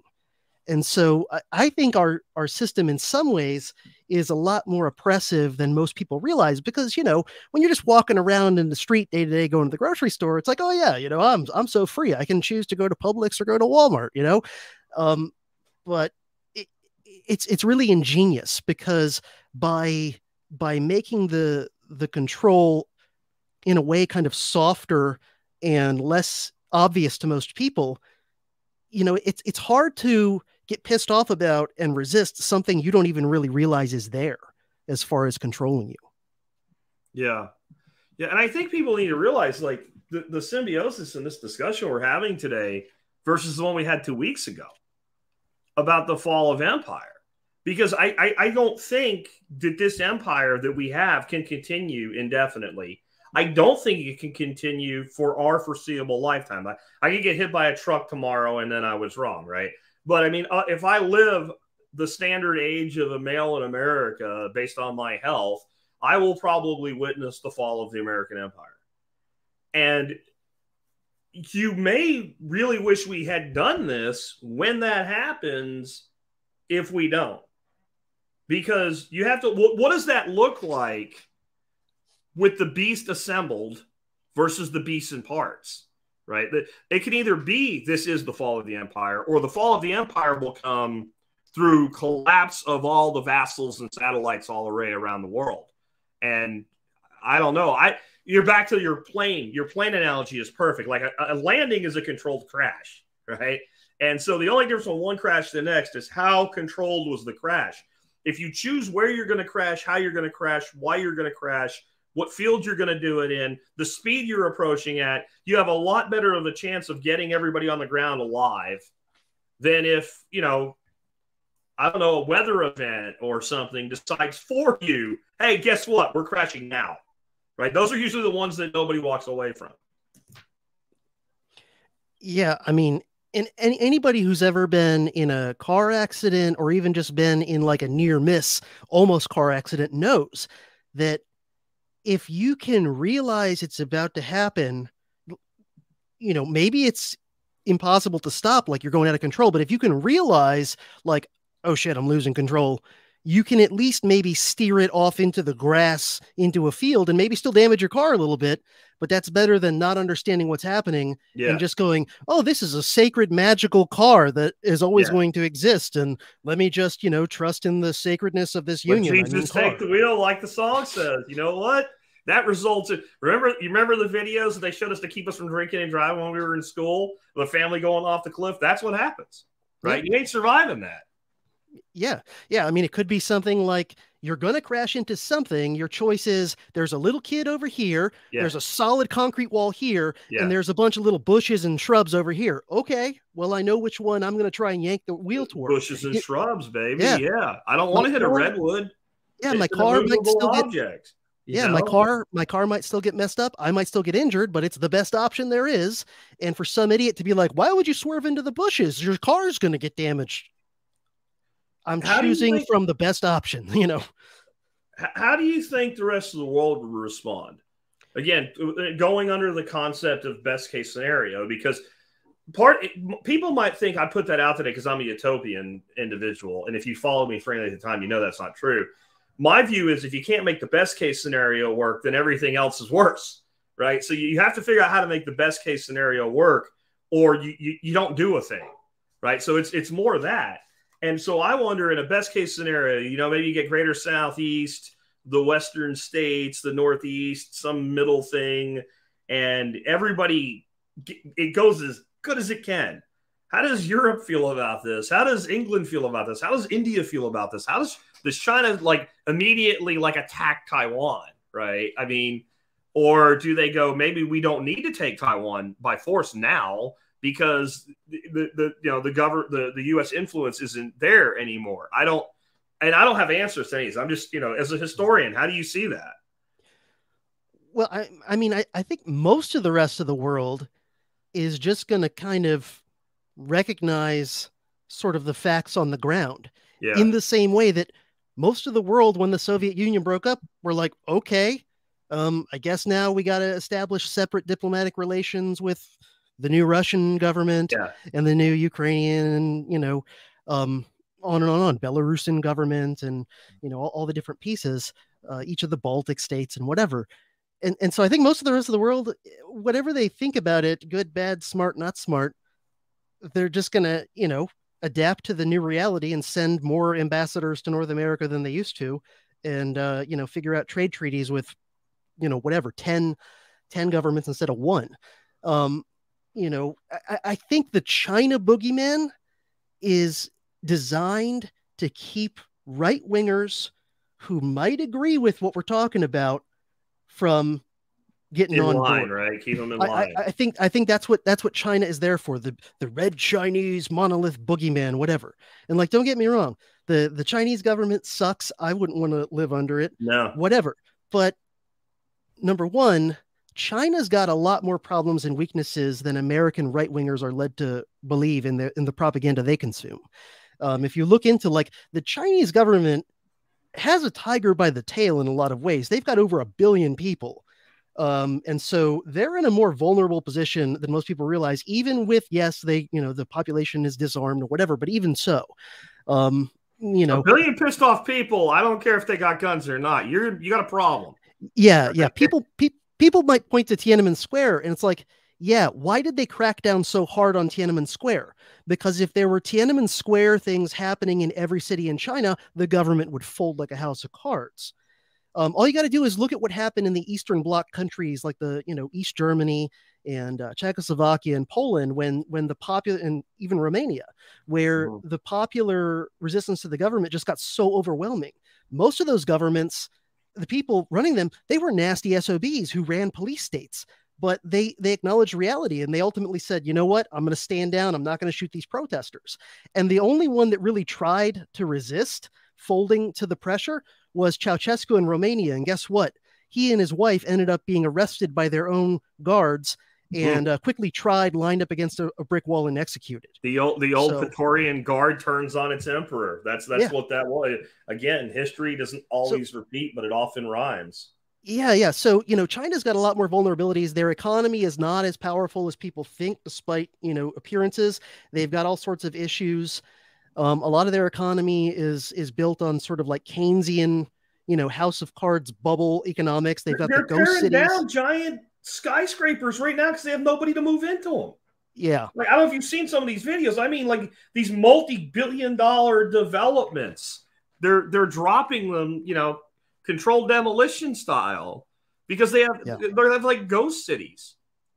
Yeah. They've got the demographic time bomb caused by all those years of the one-child policy and everything.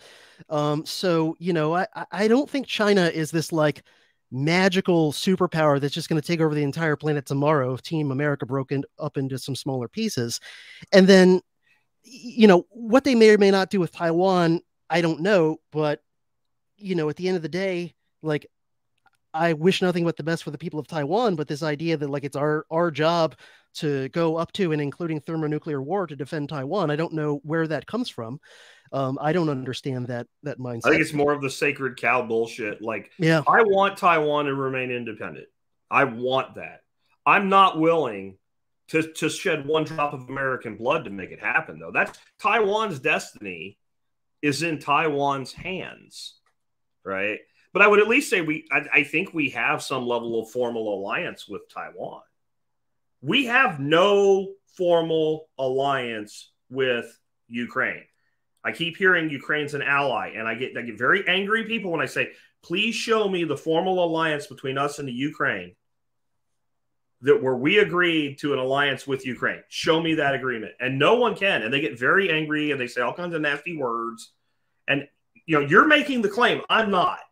Right? You're the one making the claim they're our ally. And to me, an alliance is formal or it's not. If it's not formal, it's not an alliance. Israel is an ally. Whether you think they should be or not, they are. Right? NATO is an alliance that we are part of formally. There is no alliance with Ukraine. We just like them because we can launder our money there. Actually, I could be wrong about this. I'm pretty sure there actually is no formal alliance either with either Taiwan or Israel as well. Really? Yeah. I'm pretty sure there is no formal treaty of any sort or formal agreement with Israel. Then I would say they're not allies either. And with Taiwan, I believe there was one, but it was undone when Nixon recognized the PRC in the 70s and agreed to the so-called one China policy. I'm pretty sure ever since then, there has been no official alliance or treaty with Taiwan. And this is why it was such a big deal when Joe Biden, just suddenly out of the blue said, oh yeah, we're ready to go to World War III to defend Taiwan.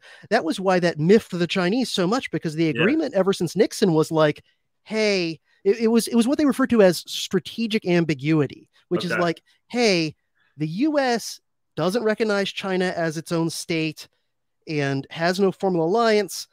China kind of informally agrees that maybe this even was a formal agreement, I forget, but basically China agreed that as long as the US didn't recognize China as a sovereign state and didn't make a formal alliance with them, China kind of agreed that they would never use force to reabsorb Taiwan, that they promised they would only do it non-violently. And so this is why when Senile Joe suddenly off the cuff goes, yeah, you know what, we're ready to go to World War III for Taiwan. This is why the Chinese were so like, WTF, why they saw it as so provocative, because there was this sort of like status quo strategic ambiguity agreement in place for 50 years, But the other thing I would say about China is, I mean, the more delusional right wingers think that, for example, if the U.S. broke up into formally broke up into like 4, 5, 10, whatever pieces, they think that all of a sudden the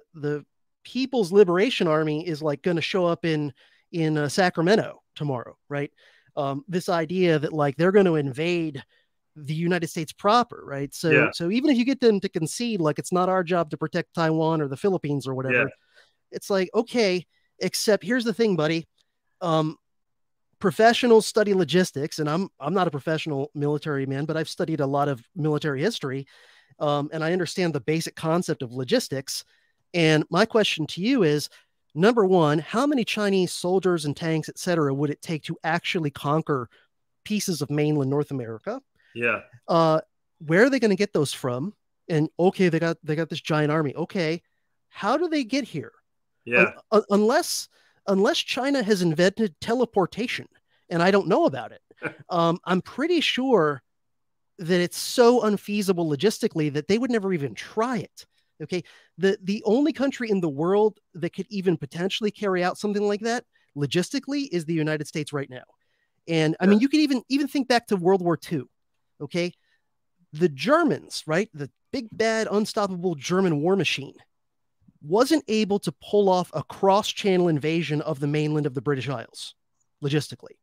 Yeah. And the only country in that war that could do it was the U.S. And that's Yeah. the English Channel, which Yeah. is a body of water that many people have successfully I was swam going to say, across. people have swam across the English Channel. But the It ain't Chinese, easy, but it's been done. A human being can swim across the English. Some human beings, I should be clear, because I'm not saying I can, right? yeah. But yeah. But the Chinese, Red Army is gonna go down like a warp zone tube, like Super Mario Brothers in Beijing, and then pop up on the other end in San Francisco or something. Yeah. I don't know. It seems ridiculous. And I've seen no evidence that China has actual ambitions to take over the world in like an actual formal political and military sense. I've seen evidence that they want to expand, their economic influence, but what big country doesn't? And the country that actually has a much longer track record of trying to project military power to the other side of the planet is not China. No, it's not. Yeah, they want to be dominant in their backyard. They want to be dominant in like the South China Sea and the area right around China. Which again, what powerful country doesn't want to do imagine, like, just to put yourself in China's perspective. Now, this is not a defense of how they treat their people. I'm talking about just international relations. If China had a military base in Mexico and a military base in Canada and a military base in Cuba, we might be like, hey, what the fuck, right? Like, this is not acceptable. Isn't that what we basically have, though? We have military installations all around China, all throughout the South China Sea, right? Like, we have presence in Japan. We have presence in Korea.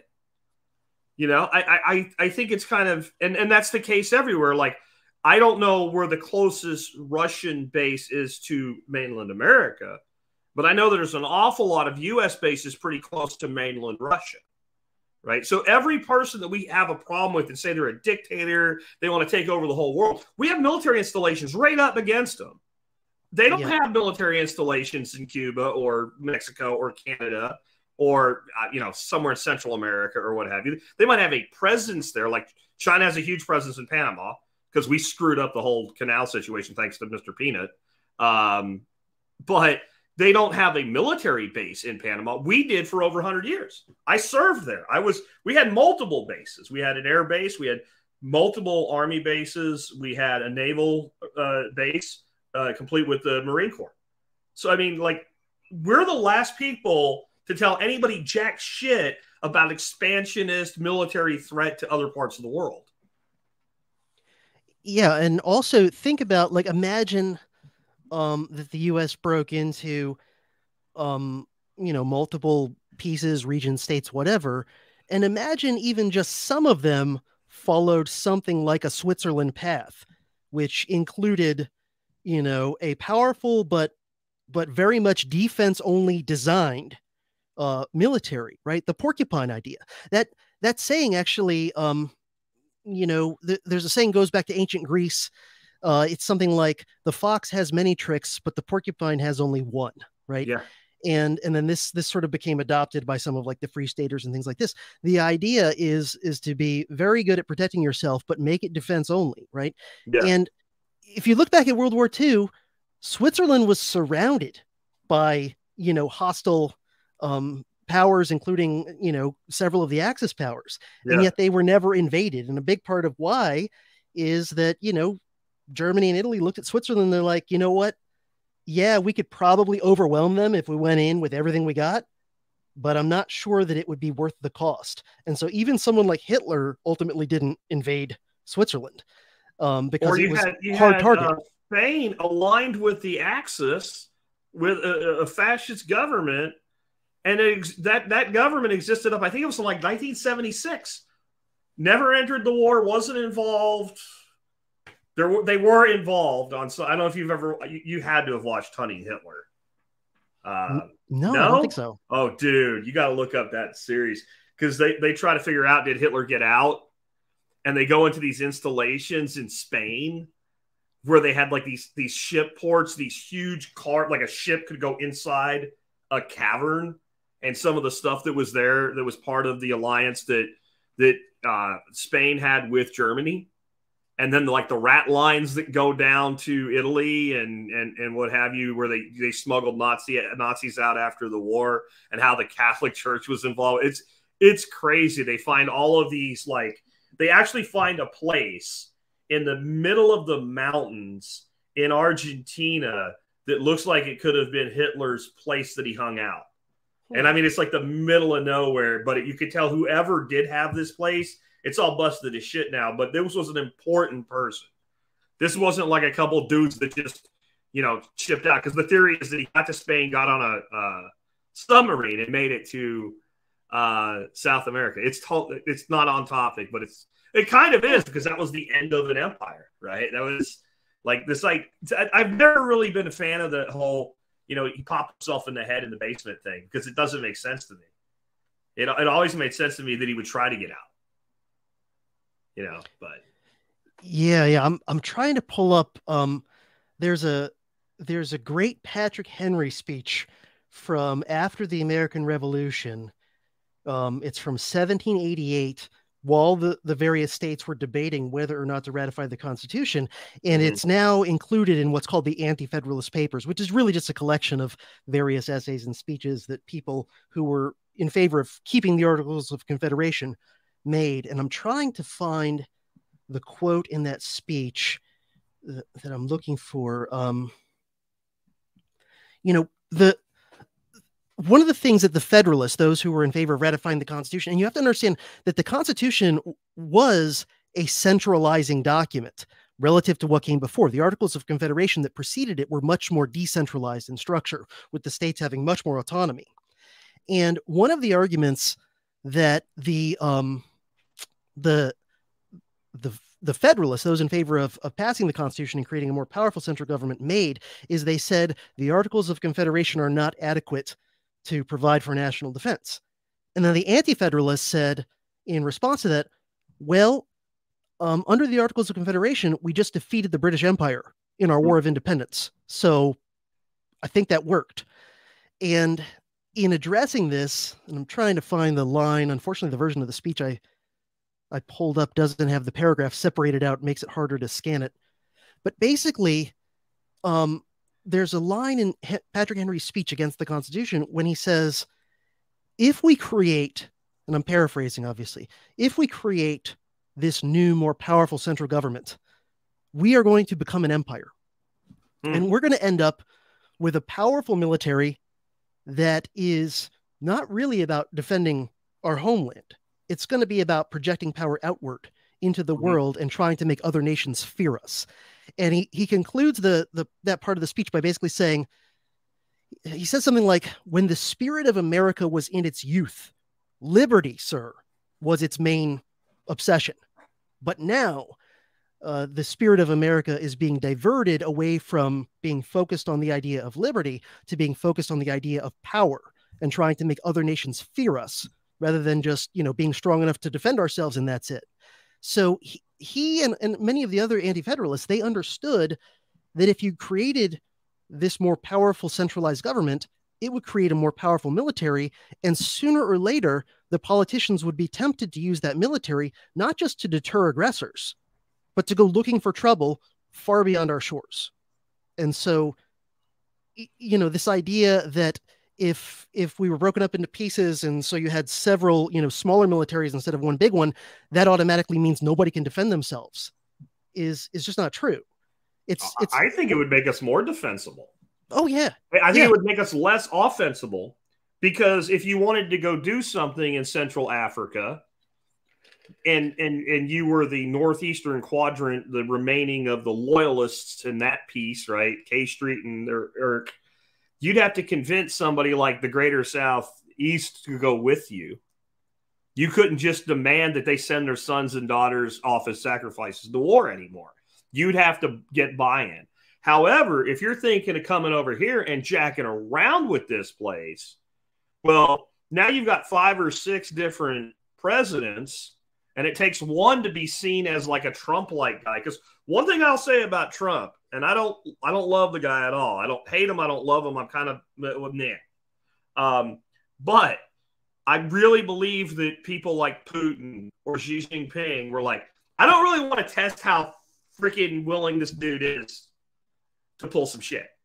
Like, I really don't want to test this guy. I think Brandon are like, we got this. We got a back channel. We're good. But Trump, I think he's got a little bit of that loose cannon feel. Well, you only need one of those 5 to be that guy. And then you're thinking, I already didn't want to do this. Now I really don't want to do this. Because one thing that North America has going for it is incredibly defensible. Like, just because we're surrounded by these 2 giant oceans, Canada's never going to be a threat, I don't think. I can't see it. I just don't. Mexico doesn't have the wherewithal to be a threat. You keep going down from there, you get these very small countries. South America invading, I mean, come on. Right? So if your threats are, Asia, European threats, attacking this place is already inherently difficult. Then you've got an armed population. You've got an extremely diverse geography. And you've got incredible weapons technology and capability. Like, I can't see a nation that says, you know what, I think would be a good idea. Let's invade America. Like, I just don't, I'm sorry, I don't see that being, I know we've all been taught that since we were children, that that's the goal. And even if it's the goal, it doesn't mean you're going to do it. There's a lot of things I'd like to do that I'm not going to do because I know I'm going to end up dead. Right? Or I'm going to end up in a prison cell, so I don't do them. And I think there's a huge dissuading. And if you took our military, cut the budget down to 60 to 70%, but put it 100% into defending our own borders, which is what it should be doing, good luck. That's all I'll say. Good freaking luck at that point. Like, we have an iron dome over Israel. We don't have one over our own country. What does that tell you? Really think about that. Because what I just saw with these balloons and shit, it seems like if somebody did try to attack us, that nobody would do anything until after it was over. Either that or it was all pantomime, which I think is more likely. I mean, this idea, like, so just balloon, we're not sure. What if it was a couple freaking MiGs? Well, I mean, that are moving supersonic. I mean, can we even defend that type of a vectored attack? I don't know that we can if we're being told the truth. And yet we have military assets. We have more military assets outside of the United States than inside the United States. Yeah. Well, one of the events that in hindsight, you can now look back on knowing what happened and say, oh, yeah, that was a sort of a canary in the coal mine, that the Soviet Union in the mid-'80s was not the, all-powerful Leviathan that we were told. Is there was an incident in, I want to say it was 1986 or 7, where a young guy from West Germany went and rented a Cessna. I think he rented it in Finland or something. And he flew over hundreds of miles of what was supposed to be the most heavily defended Soviet airspace there was in a Cessna. And then he literally landed the plane in like Red Square and got out and said, Hi, I'm from Germany, and I'm here because I'd like to have a conversation with Gorbachev about world peace. And that that showed the world that this all-powerful red Leviathan was actually, in some ways a paper tiger. It was the guy who looks all jacked from the outside, but is really, it's all a facade. Yeah. And it's possible that some of these things that are happening now, we will look back on in 40 years the way we might now look back on that incident with the Cessna and the guy Yeah. flying hundreds of miles and landing in Moscow with Yeah. nobody, no missiles launched at him, no MiG scrambled to go check who the hell he was or whatever. And yeah, so, again, possibly symptoms of collapsing empire when you look at some of these things. Well, we've been going quite a while. Let's go ahead and take some starred comments here and respond to them and wrap up. We didn't solve this problem today. I didn't expect that we would do so, but I did want to get a dialogue going on it. 229 Mix says, meant to ask this last time CJ was on, if it fits today's plan. What would you say when would you say our last time our soldiers genuinely fought to defend our freedom was?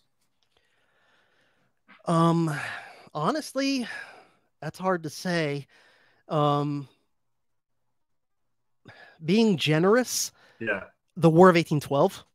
Okay. Now, I happen to think that war was unnecessary and I do too. was like pretty much all of our wars based largely on bullshit and ulterior motives and propaganda. If you actually look up into that war, a big ulterior motive of the loudest war hawks in Congress at the time was they thought it'd be a good idea to pick a fight with Britain so that the U.S. would have an excuse to try and conquer Canada. That's not very well known today, but that was actually a big ulterior motive. Now they mostly focused in their propaganda on like, oh, they're messing with our ships and whatever. But the thing is, the part of the country that was the most engaged in overseas commerce and that thus was being most affected by like the impressment and all that stuff was New England. And New England didn't want to fight Britain at all. They were totally against it. And it was, it was congressmen from Kentucky saying like, oh yeah, we got to fight Britain because of our ships, and really it was about a lot of them had this fantasy of invading Canada, which they tried during the War of 1812 and it failed miserably. But, given the fact that I think that war was unnecessary and was based in large part on BS, at the very least, you can say that once there are actually foreign troops marching around and burning DC, like, okay, then, the Americans who marched out and tried to fight them off, yeah, that's about as strong of a case as you can come up with. But, the Mexican-American War, that was obviously just a land grab. Yeah. What else? The Spanish-American War, that was just about grabbing the Philippines and some stuff, World War I, World War II. I know a lot of people want to say those, but, I would argue World War II only happened because of U.S. intervention in World War I that screwed up how that played out. Yeah. I would be a little more kind. I would say World War II. I would not say World War I. And I would say our intervention in World War I is the chief cause of World War II, and we caused it. But I do think at that point in history that Nazi Germany was a threat to the entire world. Yeah, I mean, I'll at least be willing to say, if somebody asked me, like, when was the last time that... And I think let me add to it before you respond. So I do think we provoked the Japanese into bombing Pearl Harbor, but they did bomb Pearl Harbor, right? So you did drop bombs on U.S. military assets and U.S. soils before anybody shot you back. So I got to give it, like, maybe it's like a 50% or something there. Like, I don't know that once we caused it, there was a good way out of it other than through it. Yeah. I mean, I would say for sure, World War II was the last time that, like, the enemy regimes were genuinely like bad, where it wasn't mostly just a bunch of BS like it was with the Kaiser pretending he was this monster or whatever. He's just typical European ruler. And so, obviously there's an argument to be made, as you were saying, that like, okay, this thing is happening, so now we got to clean up the mess. The problem I have is that that's not how FDR took the nation to war. FDR didn't say, all right, guys, what? We shouldn't have got involved in World War I. Unfortunately, since we did, there's this mess. And so now, unfortunately, we have to clean it up. Instead, he lied and manipulated the country into getting into World War I by provoking the Japanese. So I think that's not a good thing or a good precedent. No, I agree with that. And he then gets put on a pedestal as one of our 2 or 3 greatest presidents. And one of his main achievements was lying and manipulating the country into war rather than being above board and just saying to the American people, all right, I think getting into this war is the right thing to do. Let's have a vote on it or something. Um, but yeah, and then the other thing that makes World War II messy in a lot of ways, much more messy than most Americans realize, our biggest ally that did most of the work of defeating the Nazis was Joe Stalin's Soviet regime, which I don't know, trying to figure out, is he worse than Hitler or vice versa, is like, you got to bring out your micrometer to measure the differences in murderous evil between those two regimes. And the fact that Eastern Europe ended up under the boot of Joe Stalin at the end of that war means that war did not have quite as universally happy of an ending as most people think. And then the other thing I would say too is that while for sure the German, Japanese, and to a somewhat lesser extent Italian regimes were bad that we were fighting in World War II, look how much the U.S. bombed civilians in that war. By far, the number one government in bombing civilians in World War II by a huge margin is Team America. And, does a Japanese 10-year-old schoolboy who happened to live in Hiroshima, does he deserve to be incinerated because he had the bad luck to be born under a nasty government? I mean, does an 80-year-old, German woman in a nursing home in Dresden deserve to be incinerated because she had the bad luck to be born in the wrong place at the wrong time? I mean, folks, he's not talking about atomic bombs when he talks about Japan exclusively either. The firebombing that the U.S. did and the British did in consort with the United States in Germany and in Japan. We firebombed the hell out of Tokyo. By the time we dropped those two bombs in Japan, I personally think we did it as a global move to demonstrate power, because the Japanese were on the verge of total, complete collapse. They were incapable of continuing the war for much longer. Much was made that we saved millions of lives on both sides by not invading mainland Japan. We wouldn't have had to. A lot of the military forces were about to turn on the emperor. It might have went another few months, but they had completely lost the ability to continue to feed themselves, to bring materials in, to function, because we burned their cities and their civilians in those cities to the ground. I mean, most of the stuff there was still made with paper and wood, right? And you drop incendiary fire bombs. And I honestly believe the United States committed war crimes in both the German and Japanese theater with the bombing. Yeah. The deliberate, and it wasn't like they were trying to hit army bases and weapons factories and oops, they hit they were deliberately targeting residential civilian areas with no military value. And I did a podcast episode on the atomic bombings of Hiroshima and Nagasaki some years back. Most Americans have no idea the whole story of that and the details. And, just one thing I'll mention is the Japanese government had actually shown through messages some willingness to surrender prior to the A bombings. And they only asked a few conditions. Basically, the main thing they wanted was to try to keep the emperor in place as like a figurehead, right? And so the Americans said, no, we are only going to accept unconditional surrender. Now, when you tell your enemy you're only going to accept unconditional surrender, what you're really telling him is you need to fight to the last man. Okay? That's what you're saying, yeah. And then guess what? Team America dropped those A-bombs, and I agree with you, Jack. I think a big part of it was just to show off to the Soviets the new toy we had. And then after dropping those two A-bombs and getting them to say, okay, fine, unconditional surrender, you got it. Then in comes Team America to occupy the place, and guess what? They go, hey, you know what? You can keep your emperor after all. How about that? Yeah. How gangster is that? It was, like I said, when people get upset with me when I say we committed war crimes because we're the good guys, we don't do that. If you don't think firebombing children intentionally is a war crime, then you don't believe war crimes exist, or you think that it's okay because we did it, which I think is really, well, if we did it, it must have been necessary, Stand for Freedom says, saw a report from Epoch Times regarding Biden's deal with the WHO to give them authority to dictate our emergency response, I guess, to pandemics. He says state sovereignty overrides this, right? I keep seeing this, and I think it's all crap, and it's just right-wing rag bullshit, because that would be a treaty which requires ratification to have any authority. And so I think that's right up there with the emails that I get to tell me that Biden's about to introduce Biden bucks. I just don't. care. Yeah, I mean, I have no knowledge of anything of that story, so I have no idea. Yeah. Mead Maker says, question for both. States split and govern themselves. How do you see the government operating? A president, House, Senate, more like the UK or more like the UK is currently operating? Of course, they have a prime minister where their legislature elects their prime minister. Right. Like their prime minister is kind of like our Speaker of the House in a way. Like the Speaker of the Yeah. House and the Senate Majority Leader in one or something. Yeah. I would think the vast majority of states or regional things would look like what we're used to because the governments within every state are already that way. One of the things when you look at the potential for Texas to move into its own national state is that we literally have a Texas position for every position in the United States government. We have an analog, like a Secretary of State and what have you. All of our county governments run that way. So I think the fact that all those forms of government are in place and most people who are voters tend to be comfortable with that form of government because they grew up with it.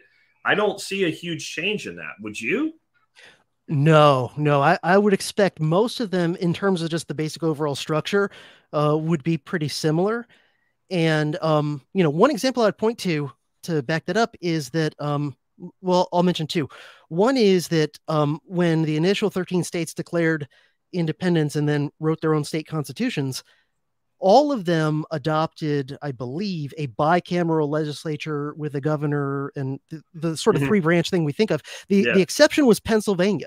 Pennsylvania started with a unicameral legislature and a weak governor.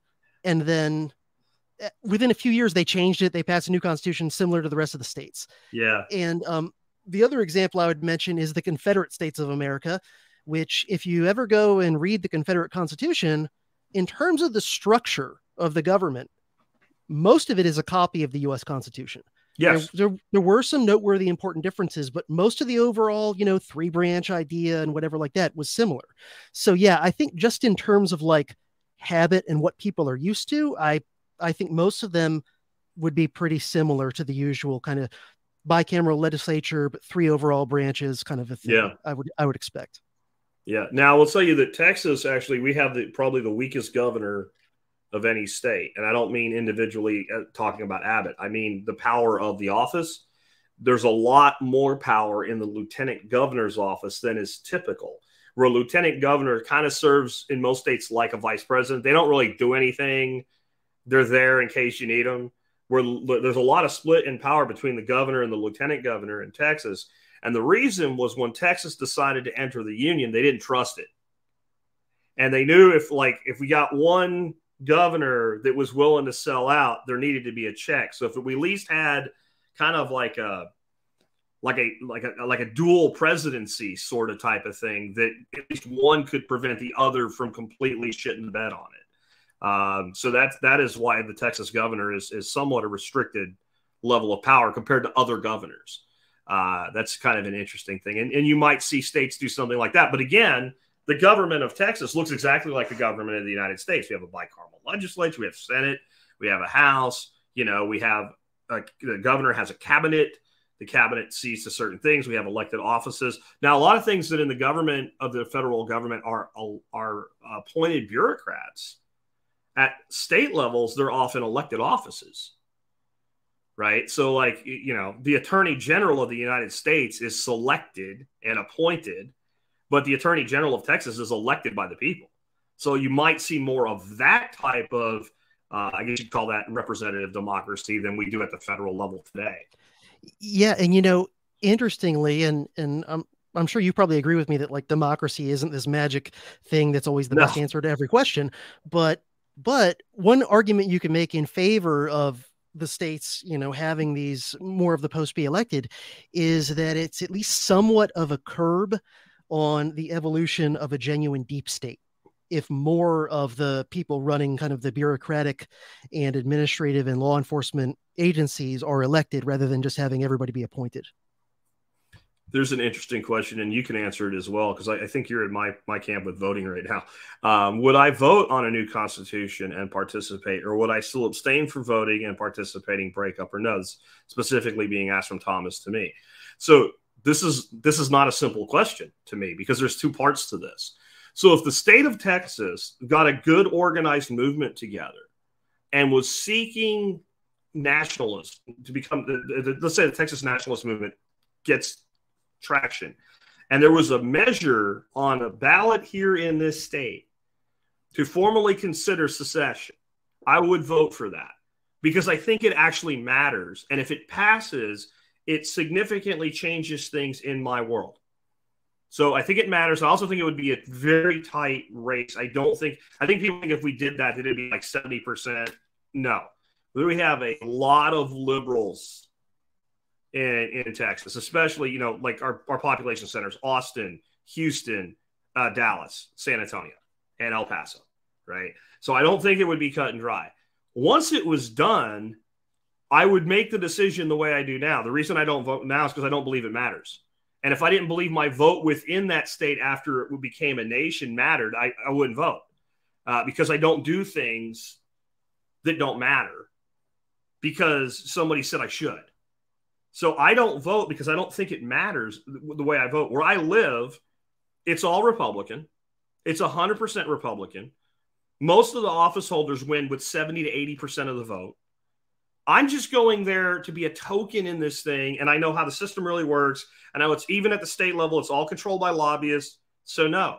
But if you're asking me, if you give me a ballot initiative for certain things, like it ended up not being a ballot initiative to get open carry in the state, it ended up being handled by the legislature. Had they put that on the ballot, I would have went and voted on just that one thing, because if that passes, then this liberty that should be here anyway happens. So that I think a lot of people get a misunderstanding of why I don't vote. Like I think it's immoral or something. I think it certainly can be, but I don't think that it's genuine to claim voting is immoral and say it doesn't matter, because if something doesn't matter, it can't be immoral, right? It has to have an impact, and I don't believe my vote has an impact. So I'm not talking around it. That's just how I feel. Yeah, I mean, my approach to voting is I vote extremely rarely. I can't remember the last time I voted. But I'm not dogmatically like it's always there are obviously some anarcho-libertarians who are like it is always wrong to vote.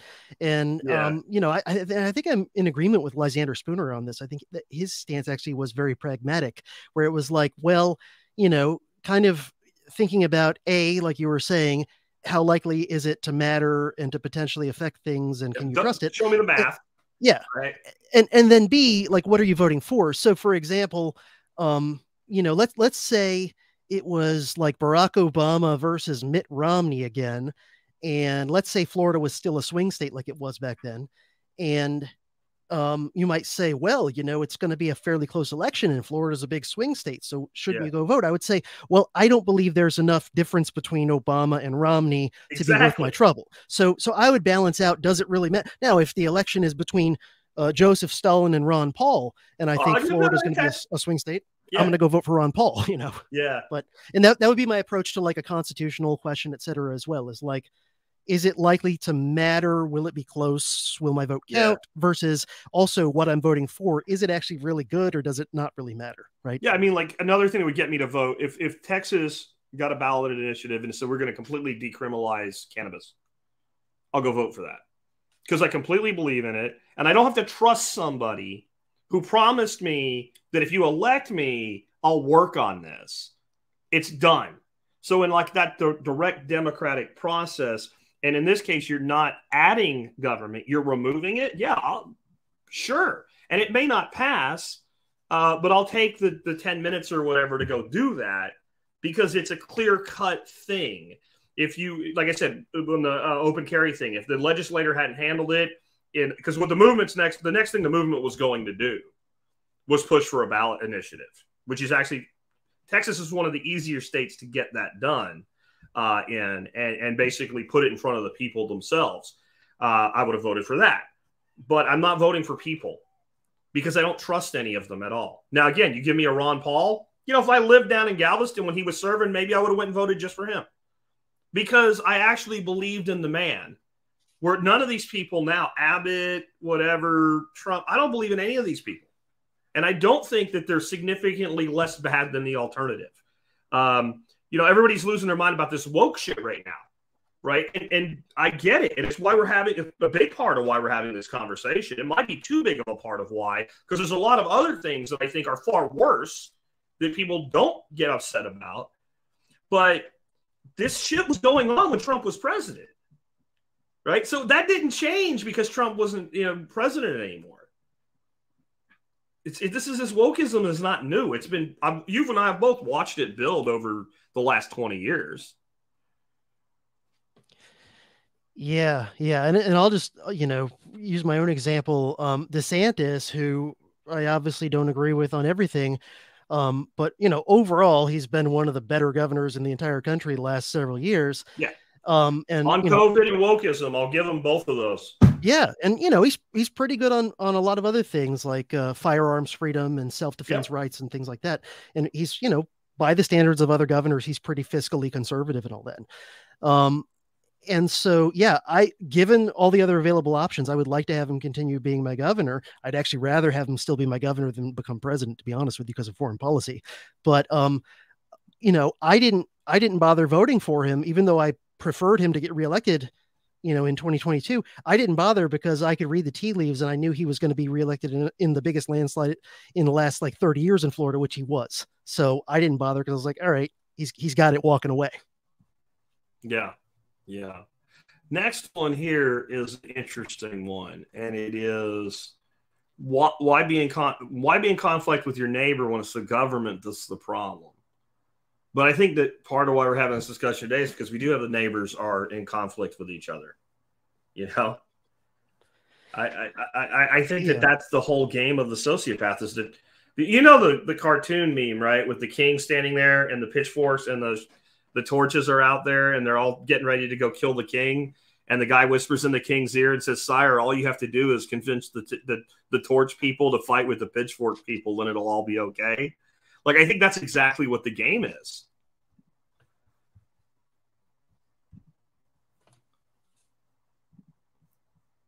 Did I lose you? I think my internet hiccuped for a minute there. Can you hear me now? Yeah. Okay. Anyway, and then what about this? This is actually something I wanted your take on.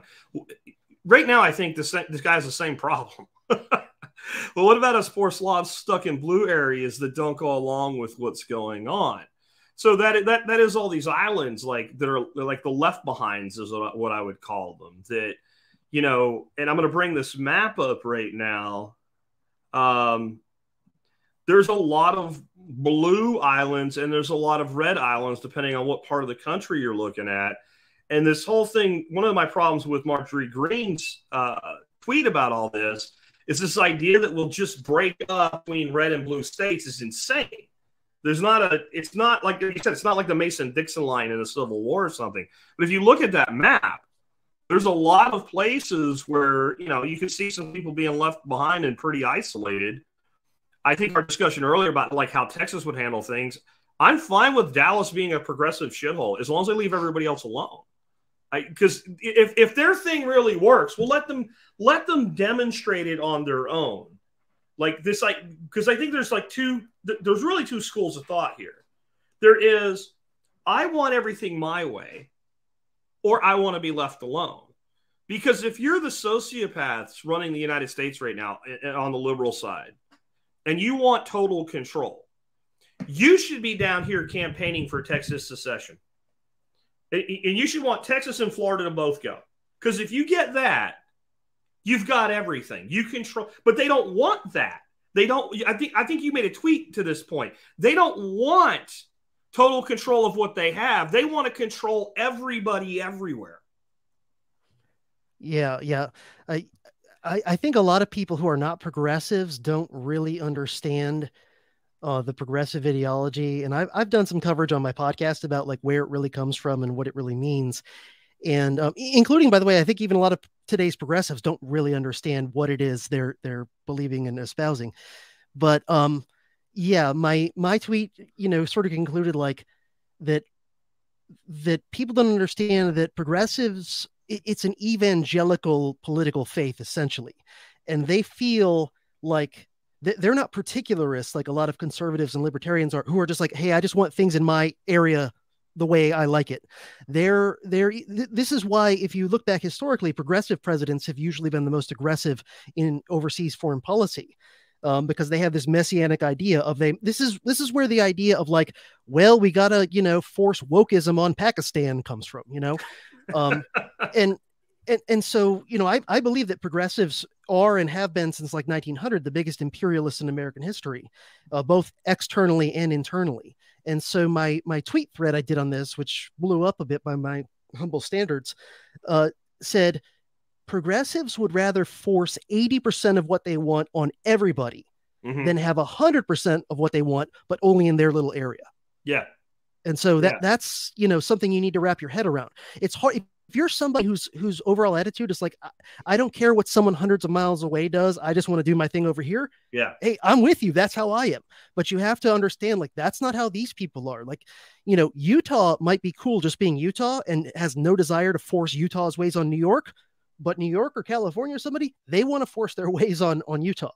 So, but yeah, I think about a place with bizarre laws, Salt Lake City. I've seen some things in Salt Lake City and I go, what? And I know it's kind of connected to the LDS. Like, what are you guys thinking?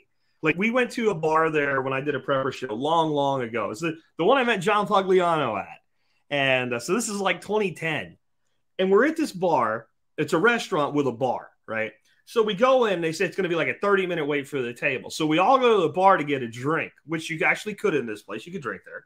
So we all get our drinks, and we had a pretty big party, like 8 of us. But the hostess like figures some shit out, pushes a couple tables together, and gets us a table in like 5 minutes. But it's in the bar area, right? So we can still have our drinks, but we're sitting at the bar. And we're like, okay, so we'll go take our table. You can't take your drink to the table. But I'm not done with it yet. Oh, you can have it. One of the staff has got to carry the drink from the bar to the table. And I'm telling you, CJ, my office isn't as big as the distance from the bar to the, it was like, boom. And they had to do it because the law said so. Now, that's a bizarre, weird law. I have not seen any lobbying by the government of the city of Salt Lake to make that law have, traction in Texas. But I see California's governor doing exactly that all the time. California's governor worrying about the right to carry in Texas or Florida. Not your business, Gavin. Not your freaking business. And that is the chief difference here. And I think that most people who are at least open to the idea that we're discussing today are of that category. And most people opposed to it, even if they consider themselves right, they're the latter. They worry about, they're the same person like, we can't have legalized cannabis. Why do you, okay, that guy down the road, he's a dope head. He'll be smoking dope all the time. He's already smoking dope all the time. But they can't live with somebody doing something different than them. And I don't know if that's an innately human trait or it's a modern thing. I don't know. But it definitely seems like the majority of people on both sides of the aisle are that way. Yeah, I think at least in our time, it's it's certainly present on all sides, but I think it's more pronounced in the progressives, especially lately. And again, I think part of it is that progressivism, one of its like original ingredients, it's not the only one, but one of its original ingredients as an ideology was evangelical pietist Christianity. And even though most progressives today would claim to be, secular or atheists or whatever, they still have the attitude of an evangelical pietist Christian of it is my mission to ultimately convert the whole world, right? We have to. It's the same impulse that was behind alcohol prohibition. Most people today don't realize the biggest proponents of alcohol prohibition back in the day were progressives, and that's not an accident. Women, specifically, really. I mean, yeah, absolutely. And that's something that people don't want to admit, the whole temperance movement on. K-Bonk says, could NATO/WBF be the bad guy in all this? Yeah. Yeah, or at least, like I was saying before, I don't think there's almost never pure good and pure bad guys, but like, it's certainly possible they could be more of the bad guy than the other side. Yeah. My issue with NATO is the purpose of NATO. When we formed NATO, had there not been a Warsaw Pact formed, then there wouldn't have been a justification for NATO. Warsaw Pact's been gone for most of my adult life. Still have NATO. It's bigger, stronger, more expensive, and more dangerous than it was during the Cold War. So that's my problem with NATO. Its purpose has long been exceeded, and there's nothing so permanent as a temporary government program. Like, we do not need a NATO. NATO today, to me, is incredibly dangerous because we keep letting more and more countries in. Some of them are small, aggressive nations, and we are bound by that treaty that if somebody attacks them, that we have to go to their defense. So, you know, you let a country like Montenegro into NATO. I mean, like, you've got like this. It's like walking into a bar with a bunch of really big bodybuilders. You know, you're all jacked up and ready to go. And you let some sniveling little twerp go in there with you. And you say, look, man, we don't want any trouble. But if there's a fight, I got your back. That guy's going to start a fight. Sooner or later, he's going to get liquored up and he's going to start a fight. And he's going to wait for his boys to come in and fight the battle for him. Mm-hmm. And I feel like we're making NATO more of that. And then the whole idea of bringing Ukraine into NATO, like, do you want war with Russia? Because it sure seems like you do. Yeah. When the NATO treaty was originally being debated, first off, it only included a tiny fraction of the countries that are in it today. It was basically the US, Canada, and not even all the countries of Western Europe at the time. Yeah. And you got to remember, late 40s, Europe was still in rubble mostly from World War II. And so the justification was, all right, Europe's still in rubble. So in order to just deter the Red Army from trying anything, we need this thing. And it was largely sold to the American people as like, don't worry, in like a decade or two, Europe will be rebuilt and they won't need us and we'll come home. Yeah. And so, you know, it lasted the entire Cold War. And here we are over 30 years after the Soviet Union ceased to exist. And NATO didn't go away. It got bigger and took on like 100 additional missions and whatever. So yeah, if you say anything negative about it, you're a tool of Putin. Yeah, I mean, it's like instant. Like, can anybody out there have a coherent argument or an adult discussion anymore? Right? Like, when somebody says, "Hey, I think this is really expensive, and what are we getting for our money?" and your response is, "You're a Russian asset." Like, to me, right? Like, I'm a Russian. I'm sorry. I have some influence. I don't have that much freaking influence, right? Like, I'm sure Vladimir Putin does not know who Jack Spirko is, nor does any member of the Russian government. I don't know. Maybe I have a listener over there. I don't know. But I've never been contacted by any of them. I'm not that important. But that's your response. And the reason is you don't have one that's articulate and makes sense and was built with logic and decent rhetoric, so you result to a catchphrase. And to me, it's the same thing. It's like when the gay people want to be able to get married. God made Adam and Eve, not Adam and Steve. Like, okay, so you don't have an actual argument. You have a catchphrase, and you think because it rhymes, it makes a point, and it does not. And this is. I'm not sure how familiar you are with Bonhoeffer, but I feel like the theory of stupidity, written by Bonhoeffer, is our world today. And his whole premise on it is that the person who is stupid does not mean intellectually slow. They have been made stupid. They have been made stupid by power, and they're far more dangerous than a violent person. Because a violent person can be resisted with violence, but a stupid person enables violence and cannot be directly resisted, and you get up with this mob enabling of violence. And he was pointing out, obviously, what the Nazi threat was in his own country. And they came and arrested him and threw him into a concentration camp. He ended up actually being either died or executed right before the war ended. He spent most of the war in confinement like that, and primarily because he wrote that and other things. And it wasn't even like a direct. It was like it was kind of like musicians in the '60s wrote about drugs. You know, they didn't actually come out and say it. It was kind of inferred. That's what his writing really was. And he was a minister and a philosopher, and he was living in his parents' house, and they came and arrested him for pointing out that stupid people were dangerous. You know, Yeah, and you yeah. think that like that can't happen here. And I think it was John Lennon that said, you know, when they say it can't happen here, it's about to happen here. Yeah, yeah. And war propagandists, they don't have to invent new tricks because the old tricks keep on working like a charm every damn time. Yeah. And so, you can go back to the lead up to the Spanish American War in the 1890s, and some members of Congress were anti war and were like, why are we fighting Spain? They're not doing anything to us. And the response by the stupid like John McCain and Lindsey Graham's of the day, which were Teddy Roosevelt and Henry Cabot Lodge, their response was not to engage in rational discourse of the pros and cons of going to war against Spain. Their response was to call members of Congress who disagreed with them on war pro-Spanish.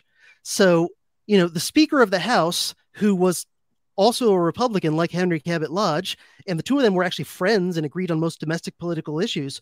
But the Speaker of the House at the time wasn't down with going to war against Spain.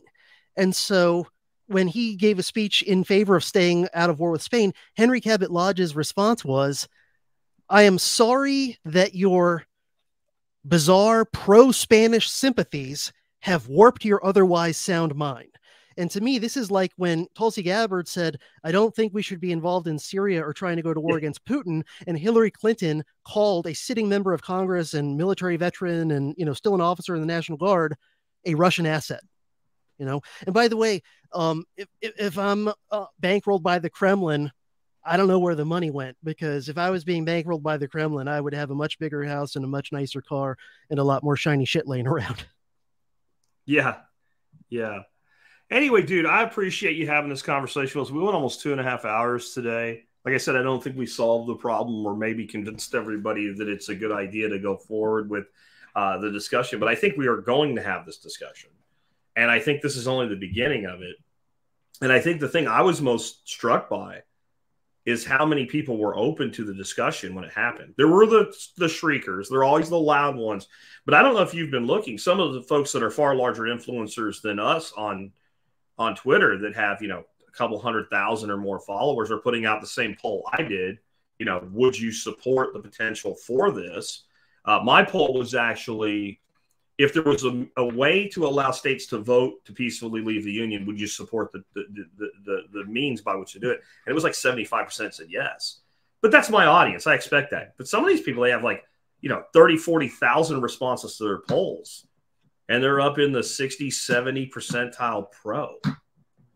And that's interesting to me. And I know what we said about the sociopaths today, that they want to control everybody everywhere. But there seems like there's a lot of left-wingers that are open to this idea too, because two people hate each other, divorce is reasonable. It's probably better than staying together.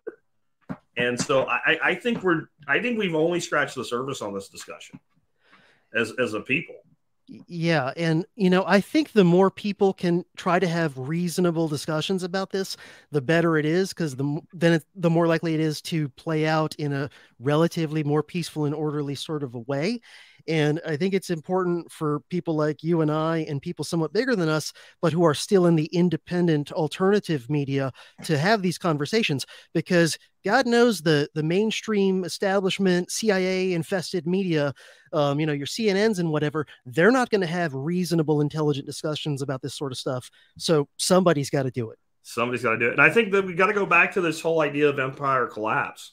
Like, if that happens, this is probably happening in some way, because there are movements afoot to do this. There's also, like, we didn't get into it today, but there's movements right now that are less of what we're talking about and more of like state level secession. So there's this entire movement, and it's like got legs. It's like on the ballot and shit in Washington for almost half of the state of Washington to leave the state and join with Idaho.